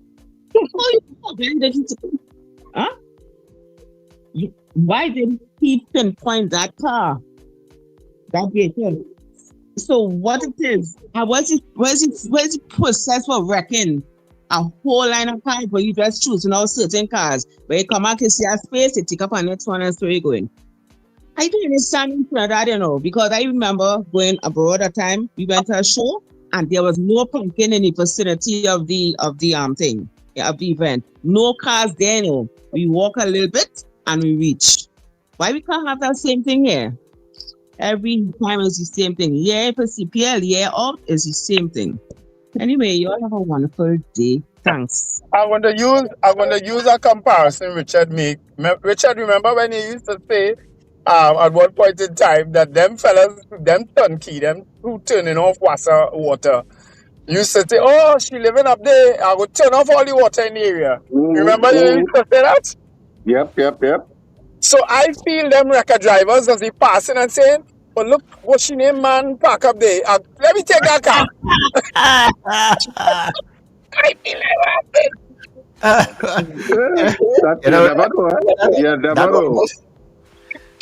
that almost sounds as bad as I used to hear people used to say police used to give people ticket and get them locked up and things so they can go after the woman. Yeah, but police don't do that all the time. Police just take out police just go for anyway, never mind.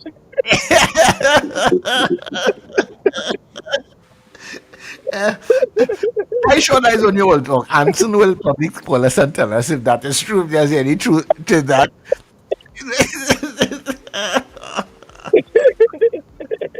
Anson, you ever do that? Or Robert? Your girlfriend or boyfriend? Go on, deal with it. Wendell, they also have the one too, where prison officers just track the woman that coming to see the man inside. Yes! Hey, well, I know that for I'm telling you, I'm not lying. Yeah, that ain't no joke, eh? That is a serious one. Is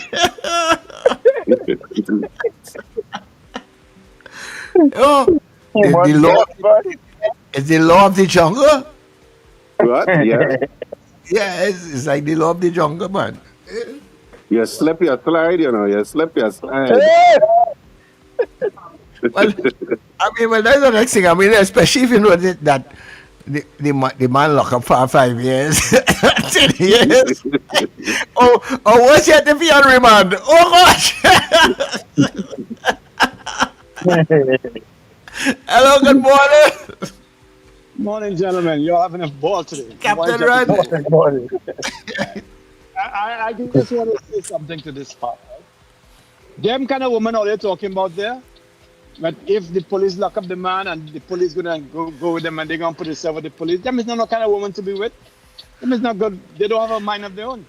Them kind of woman I don't want. I must be able to fly around the world and come back to be my woman right now. You understand? That's what it's supposed to be. You sound like you're talking from a place of pain. Yeah. We understand your place of pain you're talking from there. Captain Ron, your wife is not a Trinidadian, right? No. Right. No, so what you say, Charles?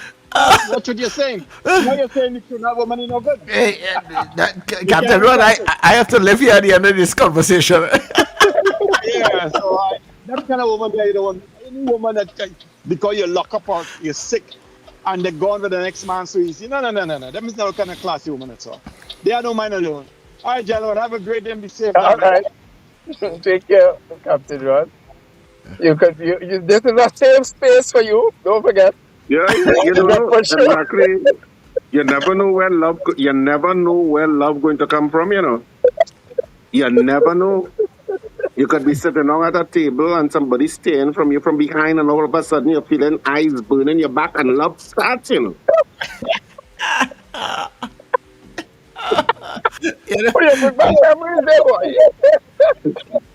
You know, somebody tried to convince a friend of mine of that if the woman really love you, she wouldn't do certain things and that sort of thing. He was, boy, it has sharper shooter than you outside here, you know. No, love, I tell all you, love do exist, or you're not listening to me. Well, man. I tell all you, all about. And if the man is a better lyrics man than you, that's it, you know. Yeah. That's sealed, wrapped, and delivered, you know. Yeah. Wow. It's easy. I never hear the story about it. Anyway. Oops. Yeah, go the story now. Talk about the story about the clothespin. People, 281-131-529-9156. If one have any serious issues, all they want to deal with, fine. But in the meantime, why tell me to give you the clothespin? Sorry. No, I'm not giving that, you man. But I never hear that, and I show my partner Corey never hear that. Yeah, let me sit on my bar man, I'll go tell it. I don't think it have any story that Corey here. But Corey is going to search of them.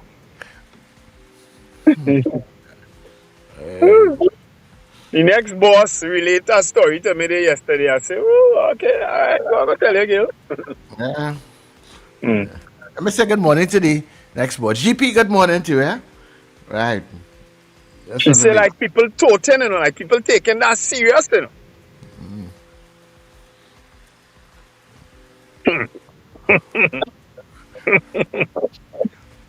Take up calls, boy, Sir Charles. I can't take what I don't have. People taking it serious when they're they're being our boss and thing. Oh. Yeah, it's serious. Anyhow, let me play this video for you while we wait on the calls. When they want to play this.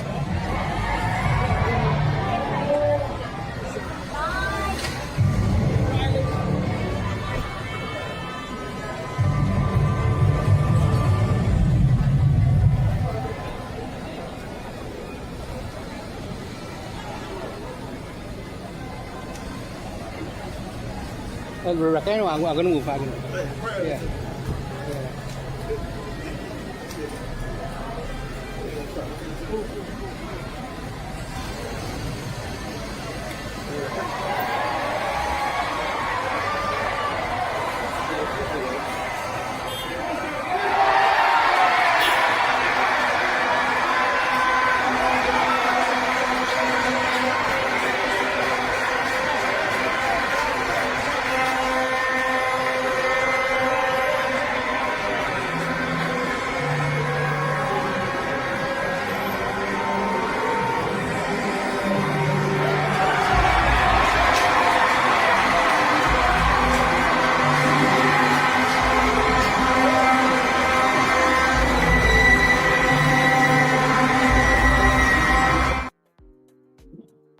Now you can't tell me.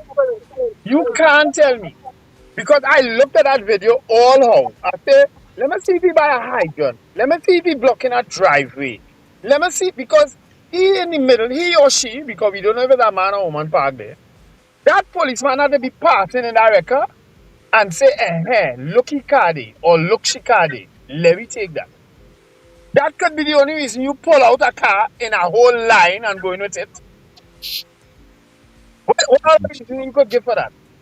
Yeah, and a lot of the times that kind of thing that's happening, it's really make you wonder if the record and the police kind of victimizing people. So anywhere I see a cow, take it, How else you explaining that? Yeah. You don't start from the top of the line, you pull out one in the middle and going with it. Start from the top, the message will spread. Hopefully everybody will come out and move the car, or you start from the top so you get a clear space. You ain't had to drag somebody car out of a space, but you reckon from the top of the line. If you're not supposed to park there. Yeah. There should be something in law that you could probably deal with that, Richard. With police? That is not victimization of individuals. Because no, Sir Charles, the way to deal with that is you do not have wrecking that is arbitrary like that, but it's only motivated by a call for some issue that somebody has bad parked.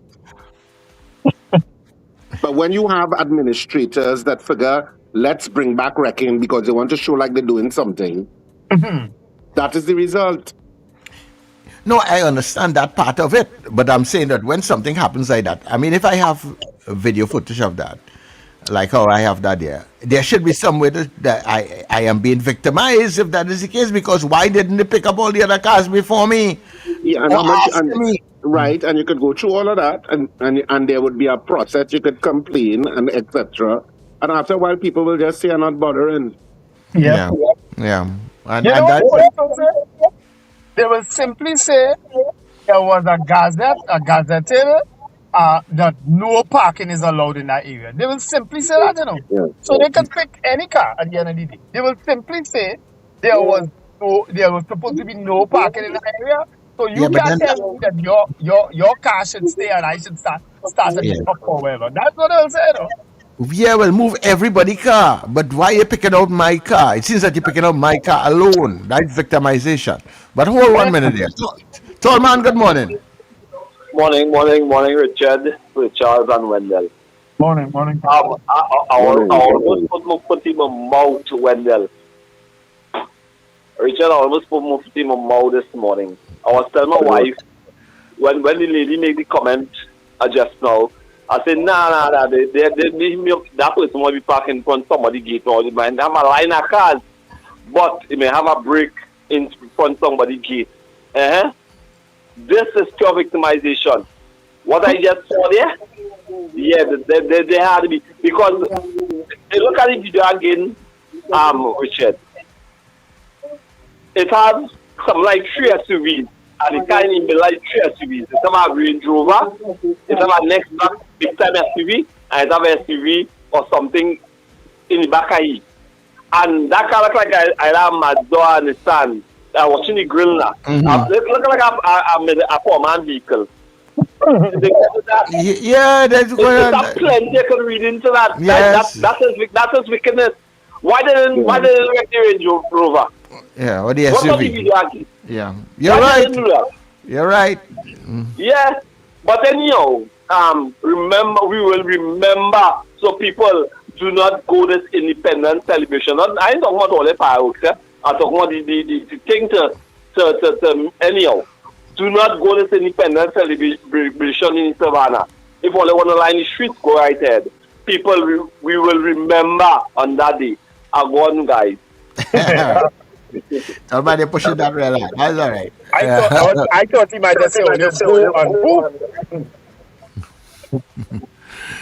Virginia, good morning. Yeah. Front and center. Front and center, good morning. We remember in November, right, caller? Now, well, it will be November for you. Anyway, good morning, gentlemen. Good morning. How are we doing today? Such a delight to always speak to you all. No problem. Anyway, look, Wendell, I have a question for you. Wendell, you Yes, there? I hear Listen. you. Yeah. Right. Wendell, when you were on Port of Spain, when you were older man, that when you were right in Port of Spain, Yes. that was under Mr. Rahel, right? He was the mayor at the time, right? No, I was a counselor then. You was a counselor. I was a counselor for 14 years and an alderman for 6 years. Oh Lord, here you go, boy. He had receipts to bring to the table. Well, I'll say during that era, You get a pension? I don't think. I wish. Go ahead, Virginia. Make your point. You know what? Well, you're saying about, well, see if the records or the tow trucks, as I call them out here, are genuine tow trucks. But you know something? I don't think during your era, whenever there was major events in Port of Spain, right, during that administration and maybe a couple others, the record never used to be out in Port of Spain rigging up people's car like that, right? And then they're wondering why nobody want to come to Port of Spain to do anything. It's either you're getting your car stolen or it almost means stolen from you. Estate. When you come out, there's a yeah. And even when you had your candlelight vigil, remember the other day, to save Balancing House and stuff and all that, right? I mean, you even reckon your own people's cars are lying? Ron, I was a strong advocate for the removal of record. As a matter of fact, when it was removed, it's because I led that charge under Mayor Timke. I said, stop this nonsense. Stop this rip-off. This damn hustling of people on a daily basis. I led that charge. You see part of it too. But you know what? Don't worry. I declare my candidacy to get a vibrant government or opposition in there very soon, and I'm going to be naming my cabinet. So your name on the list, eh? I just want you to know. Okay? All right. Yeah. I we have a saying for the party too, You know what it is? What is that? It says, make Trinidad great for once. How do you like that? All right, okay, no problem. All right, Virginia. But part of the problem with administrators, part of the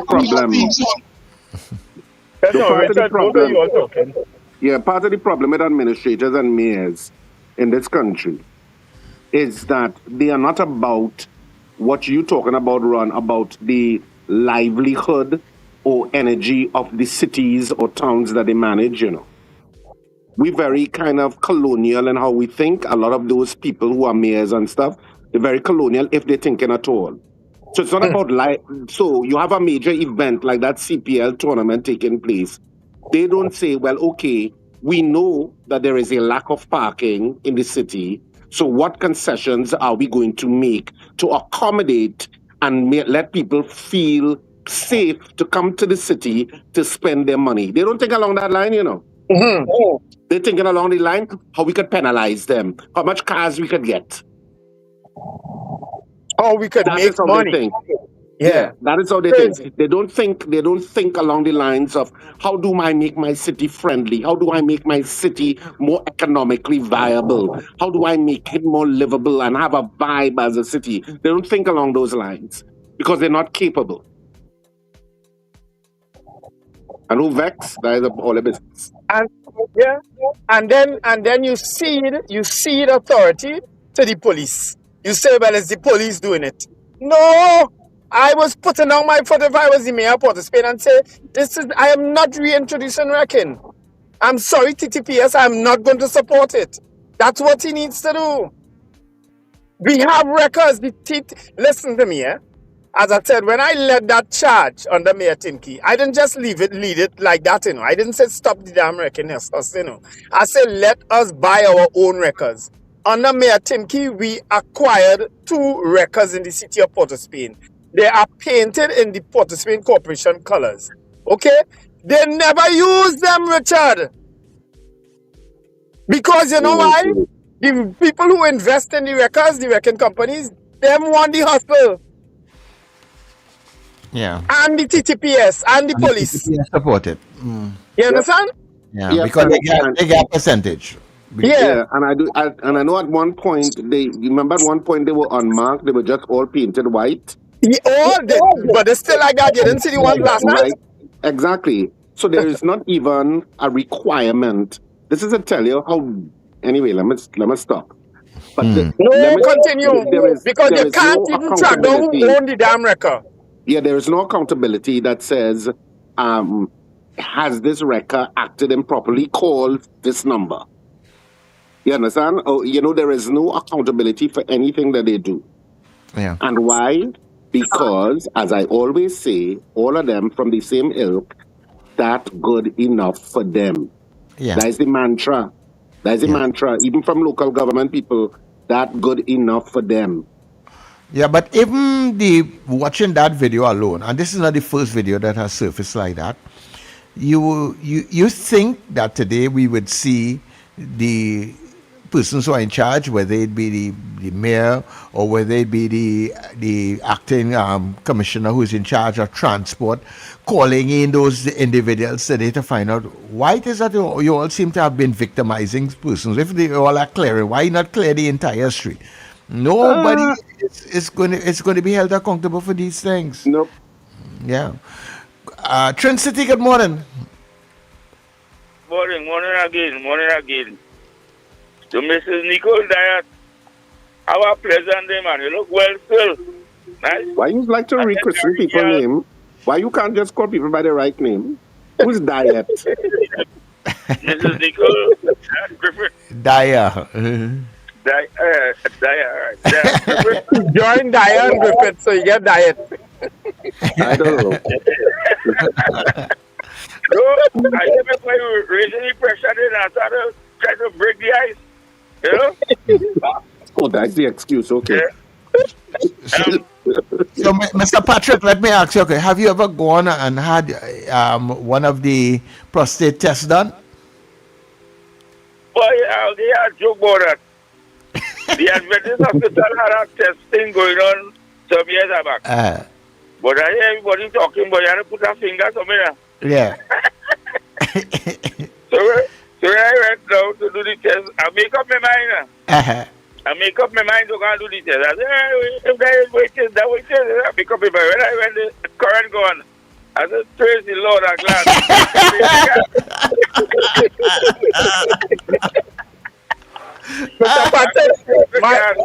Mr. Patrick, my doctor told me, he said, if I'm doing the test and you hear me clapping, then you have a problem. But other than that, you have nothing to fear. He said, if I'm using my both hands while the test is going on, then you have a problem. So some years after, I said, let me go back and do a test because a woman tell me it have a blood test. You know the blood test? Yes, there's a blood test too. Yeah, I do that blood test, boy, and I will tell me result, boy. Whole week, boy, I was on that stress, boy. They already say you should do both, eh? Yeah, you should do both, yes, you're right. You should do both. You shouldn't just do the blood test. So when they called me and they give me the results, I said, praise the Lord. It was 4. Right? It was 4. But you know, last time I was reading about that on something there, and they say anything over 20, go direct one time to the hospital, the PSN. Yeah. You know? But this week here, we had a funeral with a young man. He died from prostate. And next one in Harriman died from prostate. A friend of mine, she died from breast cancer. This cancer is a serious issue, but it's a serious issue. And I was reading where they're talking about they can't get the medication, they can't get this, they can't get that. Trinidad and Tobago government, get the thing for the people now. I find all the kind of wicked in the Trinidad government. Because listen, this cricket thing, what we talking about here, is a Caribbean thing, right? Yes, Caribbean, CPL, Caribbean, CPL, yeah. So a lot of people from the Caribbean will come into Trinidad too. Yes, that's true. So we have a kind of tourism kind of settings there where they go make money for people to come to watch the cricket. Why are they wrecking kind of night? You understand? Yeah. Why they wrecking kind of night? It's a kind of tourism thing for the summer holidays, for the August holidays. So they Nobody wrecking is- kind of night. But Mr. Yeah. Patrick, I just went through that. Our administrators and mayors and regional heads don't think along that line. You know, when it have mayors about thinking about how to make life better for the burgesses of their city and for the economic activity of the city, no, we go into colonial mind frame. Oh, we have no discipline. We have to do this. We have to do that. How can we punish? How can we beat with the whip? That's where we is go. Big. And then we thinking we are being wonderful mayors and administrators. That's where we is go. Because we are incapable of thinking beyond that. Something, we have a kind of backward thinking, we see. Backward thinking, we call it. Hey, I see they paving the road by me there, by Central Road, Uh-huh. in front of the mall there. Yeah, I see that doing that, yeah. And somebody asking the question, how much road is have there, boy? That was saying that's not a bad road. That was not a bad road. Oh, that wasn't perfect. Oh, it only have about Yeah. Very few roads are as perfect as those in St. Clair. Patrick, thanks. we have to pave Coconut Road. Yeah, that's the road they need to pave. That's it. That's a project that if you could scrape that whole Tumpuna Road Wendell and then repave it properly, you could boast about that, you know. As part of your electioneering with 3 or 4 years from now, you know. Strange enough, Richard, they're putting pavements right opposite Mandalay there, the Massey. Have you noticed they're putting new pavements on the road there? Yep. And I saying, but why do they need a pavement there? Nobody walks there. Because they have no pavement. I know they have an open drain, but nobody walks there, Richard. You were walking to go, you don't walk to go Double Palm, you just drive inside Double Palm. Wendell, nobody walks there because there is no pavement. There's no pavement. So now that you put on a pavement, people But use even it. if you put a pavement, Richard, you go walk into Double Palm, no? So eating in that area, and the Chinese food, nothing. Nothing there except it have nothing there except a residence and Double Palm. That's it. And then a hardware after, but they have pavement by the hardware. But in that space where they put in that pavement, there is someone living there, and then there is Double Palm. Well, that is enough reason to put it for the person who lives there. It's not for people necessarily going in those areas, people walking up and down the street. But Wendell, you know, there's a next kettle of fish, you know, we can't build pavement. I don't know who was the first architect of pavements in Trinidad and Tobago, but they decided that they needed to make it a little high. So, God forbid you have bad knee or you can't walk good and you need a stick, is a trial and tribulation to get onto the pavement at Trinidad and Tobago.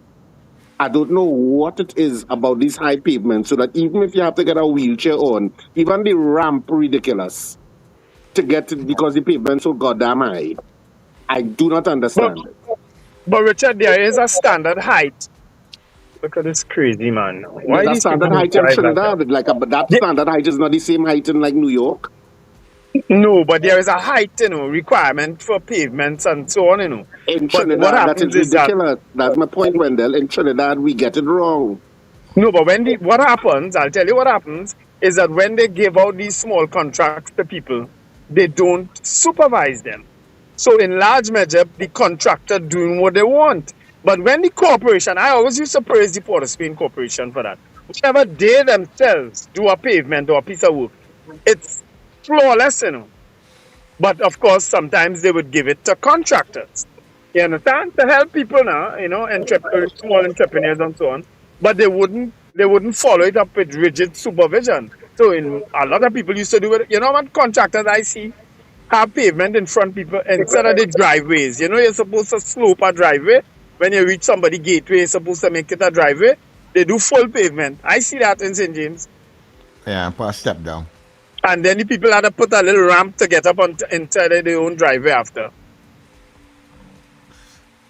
But sometimes some of those pavement, walking on those pavement is something else. You're walking flat, all of a sudden you fall in a hole, in a sink, goop, you're going down. Then you, as Richard said, you have to climb back up, walk a 6 feet again, drop back down by the next neighbor gate. And let me tell you, that's some roads that they pave so much on top I think we have the Guinness Book of Records for some of the tallest roads in a regular urban environment, because they tired pave on top of the same road. So that if you are stepping off the road to go on the pavement and you're going the gap in between, you can twist your foot, you know. Because there's a gap. Yes, there's a gap. You're right. I'm telling you, I remember some of them roads. And I say, but people could twist their ankle and all kind of...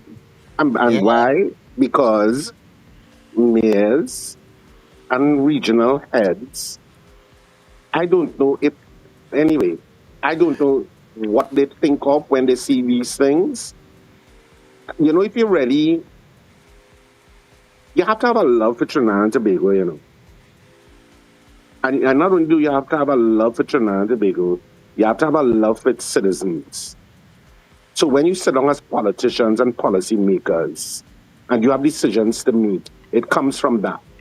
So that when you see people living in the kind of conditions... You have a love for your job future. Well, which will be fueled by your love for country and your love for the people who are citizens here. Because when I see the kind of conditions that people live in, still in 2026, and why we don't have enough housing and suitable housing for so many of our citizens, it's shameful for all politicians that have ruled us. And it's like they don't have that core love for country and core love for citizens. Yes, all right. But guys, this is where we're going to leave it for today. We're bordering on 9 o'clock. All right. Well, you know that NETT Radio TT.com continues on the web. So netradiott.com, it's right up on your screen if you're watching us. And if you're listening to us, it's NETT Radio TT, one word, .com, NETT Radio TT.com. You can continue to listen to the excellent programming throughout the day. And of course, you can also go to your smart devices and say, play NETT Radio Trinidad on TuneIn, and you'll be good to go. And of course, thank you for joining us this morning, midweek Wednesday. We know you have a choice in what you listen and what you watch, wherever you are on planet Earth. And we are very privileged that you chose us. Thank you. And of course, have a fantastic day. And remember today's Thursday. The weekend has begun, Richard. Oh my God. I have had such a last few busy days. I am thinking today's Wednesday, you know. You're very right. Today's Thursday, so you're right, because I have an appointment in a little while. So you know what, Trinidad and Tobago, have a fantastic, but the weekend has begun. Well, it begins tonight at the second after midnight. It's Thursday, so start putting a smile on your face. The weekend is almost here. I'm just reminded. I have some news. We had slotted in a final show for Scandal in Cedars on September 12th. Saturday, September 12th, and it was withdrawn because Queen's Hall was going through some renovations. But those renovations have now been completed. And so we are back on for the final show of Scandal in Cedars before we go to our new play, which actually opens about 2 weeks later at the end of September. Also at Queen's Hall. So Wait, second. You get Queen's Hall and PNM can't get it for the convention? What the hell are you hearing on national radio here? Because I am more agreeable. I'm a nicer person than the collective PNM. Does that answer your question? Well, all you hear back on radio this morning, Richard switch. Richard get Queen's Hall and PNM can't get it. Yeah. Scandal, there's rather scandal in Queen's Hall than a PNM convention. Yeah, well, because you'll get more entertainment. So Scandal in Cedars is on at Queen's Hall. The absolutely final show, because we're actually going into rehearsal for our show that will be opening at the end of September. We thought we didn't have it again, so we weren't even thinking about it, and it came back. So one more show for Scandalous Heroes. If you haven't seen it, you need to see it. Trust me. I've met so many people across Trinidad and Tobago wherever I go who have seen this play and tell me how fantastic it is. So you should come. You have one more opportunity on Saturday, the 12th of September at 8:30 p.m. And of course, I'm going to tell you all more about it. And then, of course, we have our new play coming up at the end of September. That starts that run. So, so yes, have a fantastic day, people. Of course, the weekend begins tonight. And remember to smile and laugh, whatever you do. All right, folks, have an absolutely wonderful day. Remember to let go and let God. All right? Take your time on that road. Don't forget, cricket comes up tomorrow again, Saturday, Monday, and next week, Wednesday. So 4 more days of cricket at CPL. Find a way to safeguard your car. I'm sure that is what has Dirk tied up all day today, looking for cars. What he is doing? Looking for cars. Richard, you see the real Sir Charles surfacing these days, huh? Yeah, people don't know, People don't know. He's trying to play the innocent one in the three of us, Bendel, but they don't know. So Dirk is looking for cars. Okay. And Bye-bye, guys. Enjoy your day. Yeah, and you have been listening and watching The Breakfast Show. Get up, it's the time to start the day. The Breakfast Show is here. We bring in the soca way. Yeah, yeah, yeah, yeah, yeah, yeah, yeah. Yeah, yeah, yeah, yeah, yeah, yeah, yeah. Wake up, it's a brand new dawn. The Breakfast Show got the vibes turned on. From Maracas Bay to the Savannah line. Let's start the day in Caribbean prime. Oh, good vibes rolling through the air. The Breakfast Show and